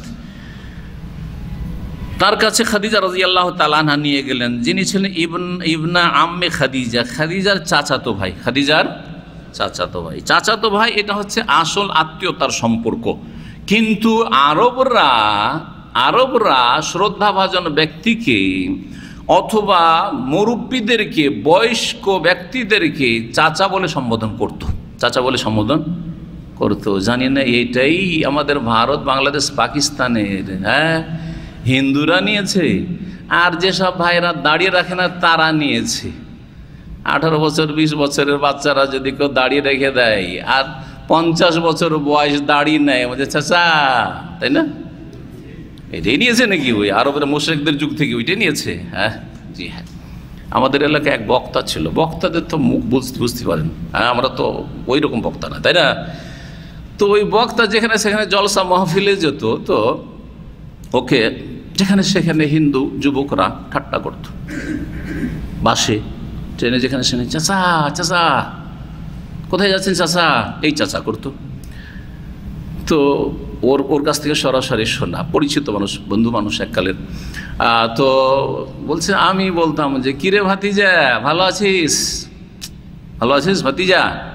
তার বলতে, আমার ভাইটা না, আমার দাদা খুব খারাপ মানুষ ছিল, যেখানে গিয়েছে একটা করে বিয়ে করেছে আর ছেলে জন্মে দিয়েছে তোর মতো, আর তারপরে তাদের দেখাশোনা না করে ছেড়ে দিয়ে চলে এসছে। আমরা জানি না যে আমার ভাতিজা আছে এখানে। কথা বোঝা গেছে? এইরকম যদি ডোজ কোথাও দিতে পারেন তো চাচা বলা ভুলে যাবে। যারা ঠাট্টা মস্করা করে দাড়িওয়ালাদের যুবকদেরকে চাচা বলে, অথচ সে নিজেই বয়স্ক। জি, শোনা যায়, এইখানেও দেখা যায় বয়স 40-45, একটা ছেলে 20-22 বছর একটু দাঁড়িয়ে রেখেছে, বলছে চাচা। এই কিছুদিন আগে আমাদের এক ভাই বলছে, চাচা। বেয়াদবি এগুলো, আপনাদের এই বেয়াদবগুলোকে এরকম শিক্ষা দেওয়া দরকার। জি,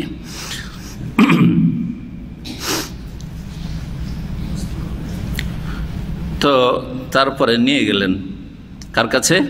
ওয়ারাকা বিন নওফলের কাছে। এই লোক কে ছিল? বলছে ওয়াকানা ইমরান, এমন ব্যক্তি ছিলেন তিনি কাদ তানাসসারা ফিল জাহিলিয়া, জাহিলিয়াতের যুগেই তিনি এই মূর্তি পূজা, প্রতি পূজাকে ঘৃণা করতেন।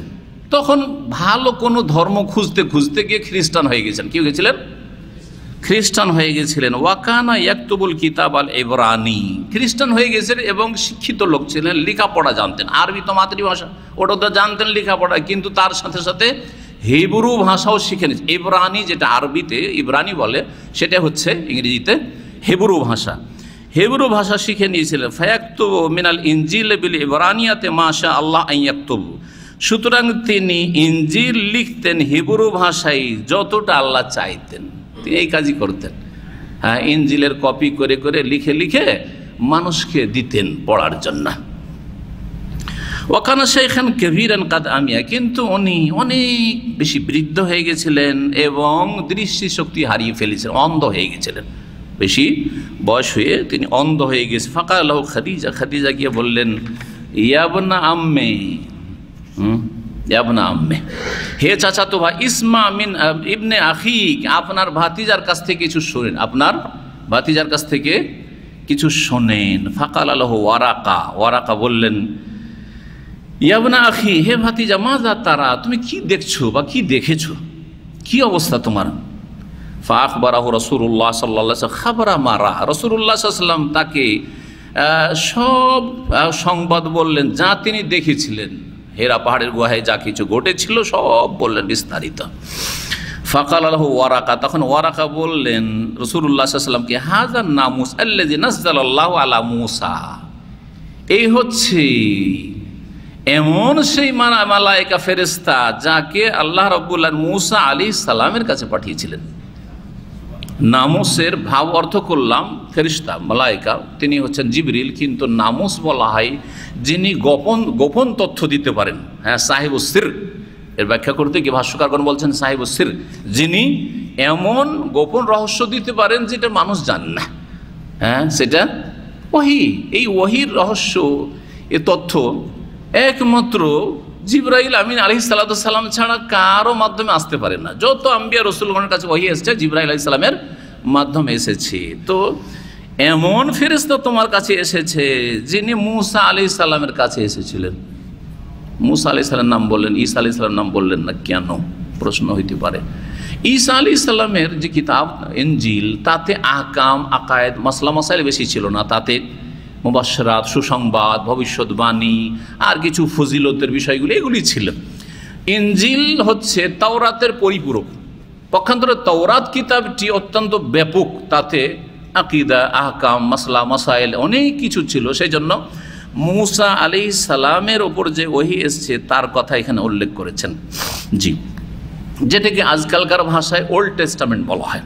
জি, আল আহদুল কদিম, আল আহদুল জদিদ। তো যদিও এগুলো বিকৃত হয়ে গেছে, আসল অবস্থায় নেই। যেই কিতাব আল্লাহ নাজেল করেছেন মূসা আলাইহিস সালামের, তাওরাত বা ইনজিল। তারপরে বলছেন তিনি কে?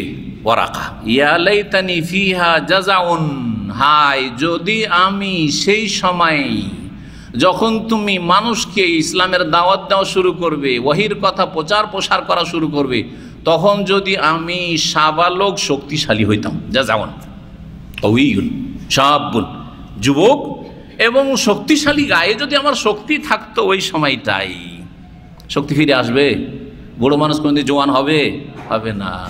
তাহলে এমন কিছুর আকাঙ্ক্ষা করা যে আকাঙ্ক্ষা অসম্ভব, মানুষ জীবনে বলতে পারে এমন একটা সুযোগ পেল দিন শিখার, 80-90 বছর বয়সে। অনেকের কাছে কিন্তু তাওহীদ সুন্নতের দাওয়াত, আমাদের দাওয়াত 80-90 বছর বয়সে পৌঁছেছে। বাংলাদেশ থেকে অনেক ভাইরা এসে, শিক্ষিত ভাইরা বলেছে, আমার দাদার কাছে ইসলামের দাওয়াত দিলাম, তাওহীদ সুন্নতের, মুসলিম, জন্মসূত্রে যেমন নামাজ পড়তে হয় তরিকায় নামাজ পড়ছে, আকীদা বুঝেন, আল্লাহ সর্বত্র বিরাজমান, আল্লাহ নিরাকার, আল্লাহ অমুকে, এই তো নবীর ওসিলায় দোয়া করে, নামাজ 5 ওয়াক্ত পড়ে, মাশাআল্লাহ তাহাজ্জুদ পড়ে।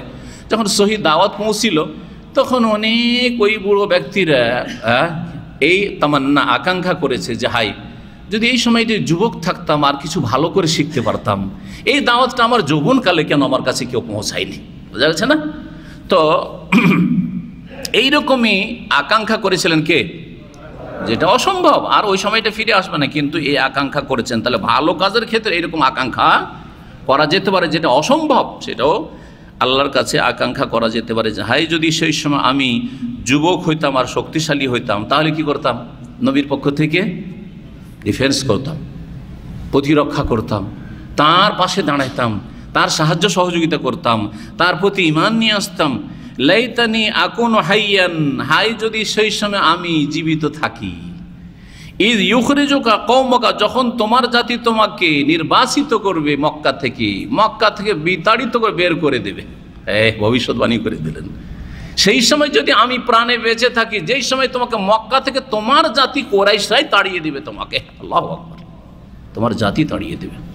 অবাক শুনে রাসূলুল্লাহ সাল্লাল্লাহু আলাইহি ওয়াসাল্লাম, আরে আমি 40 বছর পর্যন্ত আমার জাতি কুরাইশের কাছে, মক্কার লোকদের কাছে, সবার কাছে এক বাক্যে আস-সাদিক আল আমিন, সত্যবাদী, বিশ্বস্ত, ইমানদার, আমার কাছে বিচার নেওয়ার জন্য আসে, আমার কাছে সালিসের জন্য, ঝামেলা মেটানোর জন্য আসে, লড়াই ঝগড়া মেটানোর জন্য আসে, জি আমার কাছে আমানত রাখে, কাউকে বিশ্বাস করতে পারে না মক্কা নগরীতে, আমার কাছে টাকা পয়সা রাখতে আসে, সম্পদ রাখতে আসে, আমানত।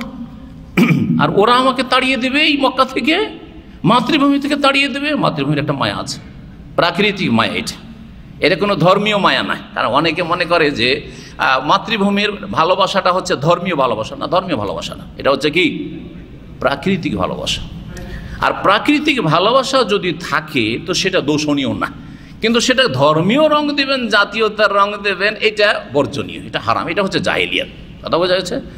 খুব সূক্ষ্ম কথা, এটা মনে রাখবেন। অর্থাৎ আপনার বাড়ি ধরেন রাজশাহীকে ঢাকার তুলনায় আপনি ভালোবাসেন না? এটা স্বাভাবিক, প্রাকৃতিক। আপনার বাড়ি কুমিল্লা, আপনি অবশ্যই কুমিল্লাকে বেশি ভালোবাসবেন, কথা ঠিক না?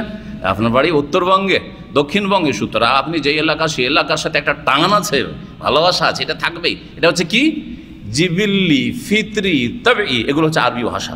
প্রাকৃতিক ভালোবাসা এটা হচ্ছে কি প্রাকৃতিক ভালোবাসা। জি, যেখানে দীর্ঘ সময় ধরে থাকে একটা ভালোবাসা হয়ে যায় না?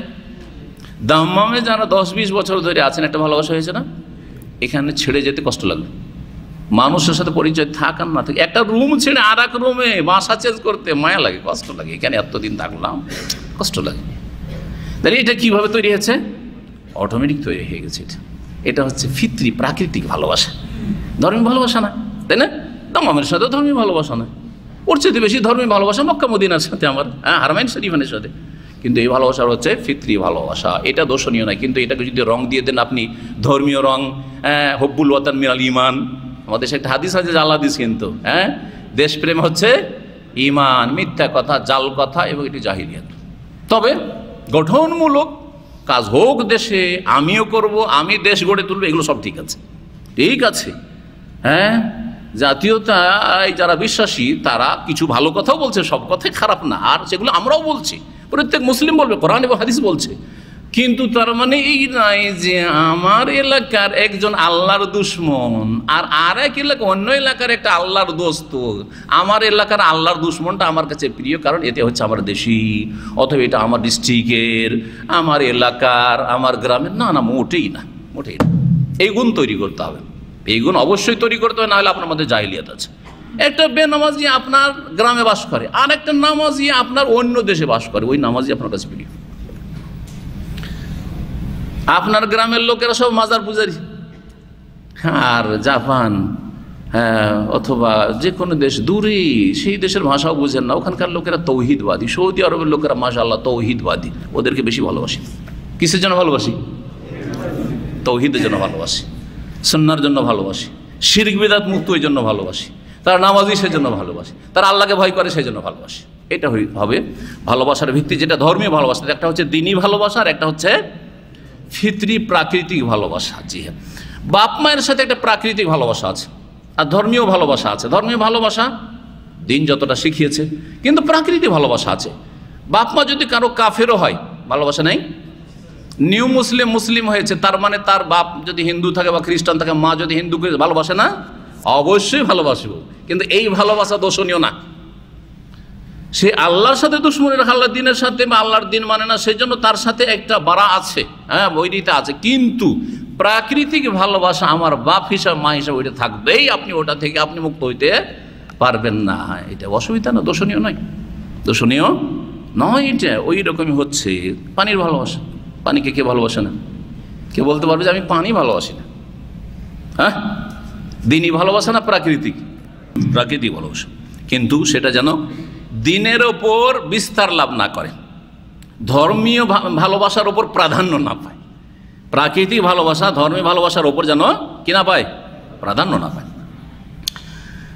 তারপরে যখন শুনলেন রাসূলুল্লাহ সাল্লাল্লাহু আলাইহি ওয়াসাল্লাম যে সেই সময় যদি আমি বেঁচে থাকতাম, যেই সময় তোমাকে তোমার জাতি বের করে দেবে মক্কা থেকে, ফাকালা রাসূলুল্লাহ সাল্লাল্লাহু আলাইহি ওয়াসাল্লাম বললেন, আওয়া মুখরিজিয়াহুম, তারা আমাকে বের করে দেবে, তারা আমাকে বের করে দেবে, তাড়িয়ে দিবে মক্কা থেকে? কালা নাম, ওয়ারাকা বলছেন হ্যাঁ, তোমাকে এক সময় মক্কা থেকে তাড়িয়ে দেবে, প্রাণনাশের চেষ্টা করে, মারার চেষ্টা করে, মারতে পারবে না, তুমি এখান থেকে নির্বাসিত হবে, হিজরত করতে বাধ্য হবে। আর এটা তোমার শুধু ব্যাপার স্যাপার না, সবার সাথে এরকম খারাপ আচরণ হয়েছে। লামিয়াতি রাজুলুন কাত্তু বিমিসলি মা জিতা বিহি ইল্লা উদিয়া, তুমি যেটা নিয়ে আসছো, তোমার কাছে যে ওহী আসতে শুরু হয়েছে, এটা যার কাছে এসেছে, যে কোনো নবী রাসূলের কাছে এসেছে, তার সাথে এইরকমই দুশমনী, শত্রুতা করা হয়েছে, হবেই। তোমার দুশমন এখন তৈরি হবে, প্রস্তুত থাকো। আজকে থেকে 21 বছর আগে নবী সাল্লাল্লাহু আলাইহি ওয়াসাল্লামের দাওয়াত দিলে যে দুশ্মন হবে, দাম্মামে আমার একটাও দুশ্মন ছিল না। 21 বছর আগে দাম্মামে একটাও দুশ্মন ছিল না। যাকে চিনি সেও দুশ্মন না, যাকে চিনি না সেও দুশ্মন না। কথা ঠিক না? দেখেন, বুঝেন কথাটা। শত্রু থাকবে, হক কথা যদি বলেন শত্রু থাকবে। আর শত্রু না থাকে তাহলে আপনার ইমানটাকে আবার কি করতে হবে? স্টাডি করে নবায়ন করতে হবে যে ইমানে কোনো ভেজাল আছে মনে হয়, আমার ইসলামে ভেজাল আছে। কখন শত্রু হবে না? যখন দেশে যাবেন, যে যা করছে সব ঠিক, আর যে যেটা ভালো মনে করছেন করেন। আপনার মিলাদ করছেন, অসুবিধা নেই, আপনি ওইটা করেন। তারপরও ছাড়বে না। আপনি কেন করেন না তাহলে? ধরবে, চেপে ধরবে আপনাকে। কত সহজ নয়। নামাই তো আপনারা পড়ছেন, ঠিক আছে, আপনাদেরটা আপনারা করেন। আরে আপনি কেন পড়েন না? ছাড়বে? সম্মিলিত মোনাজাত আপনারা করছেন নামাজের পরে, অসুবিধা না, আপনারা করেন, ওইটাও ঠিক এটাও ঠিক। বলছেন না না আমাদেরটাই করতে হবে, নাহলে আমাদের মসজিদ আসা চলবে না। করবে না? এত গোঁড়ামি বাতিলের ওপর, বিদাতের ওপর, বুঝতে পারছেন আমাদের দেশে বাঁচতে দেবে না আপনাকে শিরক বিদাত ছাড়া। ঠিক, আল্লাহ হেফাজত করে। তারপরে আরো আকাঙ্ক্ষা প্রকাশ করছেন, তোমার সেই দিনটা যদি পেয়ে যায় যেই দিন তোমার সাথে লোকেরা কাফেররা দুশমনি করবে, মক্কার তোমার বংশের লোকেরা, সেই দিনটা যদি আমি পেয়ে যাই, আনসুরুকা নাসরান মুআজ্জারান, তাহলে তোমার জবরদস্ত সাহায্য করব, তোমার যথাসাধ্য আমি সাহায্য করব, জানে প্রাণে তোমার সাহায্য করব, তোমার পাশে আমি দাঁড়াবো। বুড়ো মানুষ, 90-95 বছর বয়সের, আর রাসূলুল্লাহ সাল্লাল্লাহু আলাইহি ওয়াসাল্লাম বলছেন তোমার কি করব? সেই দিনটা যদি আল্লাহ আমাকে দিয়ে দেয়, আর ওই দিন পাই যেদিন তোমার সাথে লোকেরা শত্রুতা করবে আর তোমাকে বের করে, সেদিন তোমার পাশে দাঁড়াবো, তোমার সার্বিক সাহায্য সহযোগিতা করবো। জি, লা আনসুরান্নাকা নাসরান মুআজ্জারা। সুম্মা লাম ইয়ানশাব ওয়ারাকাতু আন তুফিয়া, কিন্তু তারপরে ওয়ারাকা আর বেশি দিন বাঁচলেন না, ইন্তেকাল করলেন, মারা গেলেন। ওয়াফাতার আল ওয়াহিও, আর এই ওয়াহি আসার পরে কিছুদিনের জন্য ওয়াহিটা বন্ধ হয়ে গেল। কি হলো? ইকরা বিসমির 5টি আয়াত নাযিল হওয়ার পরে ওয়াহি কি হয়ে গেল? বন্ধ হয়ে গেল। কত দিনের জন্য বন্ধ হইল সেই ক্ষেত্রে নানা মত রয়েছে। সর্বনিম্ন 40 দিনের জন্য বন্ধ হয়েছিল, দ্বিতীয় মত 6 মাসের জন্য বন্ধ হয়েছিল, তৃতীয় মত হচ্ছে 2 বছর, চতুর্থ মত হচ্ছে 2.5 বছর, আর পঞ্চম মত হচ্ছে 3 বছর মাঝখানে আর ওহি আসেনি। তাহলে 40 থেকে 43 ওহি আসেনি। এটা অনেক ঐতিহাসিকরা বা যারা সিরাত রচয়িতা, যারা নবীর জীবনী লিখেছেন, কিন্তু কথাটি ঠিক নয়। বরং অল্প সময়ের জন্য ওহি স্থগিত হয়েছিল বা বন্ধ হয়েছিল, সেটা 40 হওয়ার সম্ভাবনাটাই বেশি আছে। 40 দিন আর ওহি আসেনি। তাতেই রাসূলুল্লাহ সাল্লাল্লাহু আলাইহি ওয়াসাল্লাম বড়ই বিচলিত হয়ে গিয়েছিলেন যে হইল কি, কি যে বিপদ হইল। এই কথাগুলি সামনের হাদিসগুলিতে ইনশাআল্লাহ তাআলা আগামী সপ্তাহগুলিতে আসবে। এখানেই আজকের দর্স শেষ করছি। আল্লাহ যেন আমাদেরকে দিন শিখার তৌফিক দান করেন, উপকারী জ্ঞান দান করেন, অপকারী জ্ঞান থেকে বেঁচে থাকার তৌফিক দান করেন, এবং উপকারী জ্ঞান মোতাবেক, এলেম মোতাবেক আমল করার তৌফিক দান করেন, আর সত্যের দিকে দাওয়াত দেওয়ার তৌফিক দান করেন। সমস্ত রকমের ফিতনা বালা মুসিবত থেকে আল্লাহ যেন হেফাজত করেন। দিন দুনিয়ায় আল্লাহ যেন আমাদের সংরক্ষিত করে হেফাজত করেন। আল্লাহ রাব্বুল আলামিন আমাদেরকে দুনিয়াও দান করেন, দিনও দান করেন, আর সার্বিক অনিষ্ট থেকে আল্লাহ যেন আমাদের হেফাজত করেন। সুবহান রাব্বিকা রাব্বিল ইজ্জাতি আম্মা ইয়াসিফুন ওয়া সালামুন আলাল মুরসালিন ওয়ালহামদুলিল্লাহি রাব্বিল আলামিন।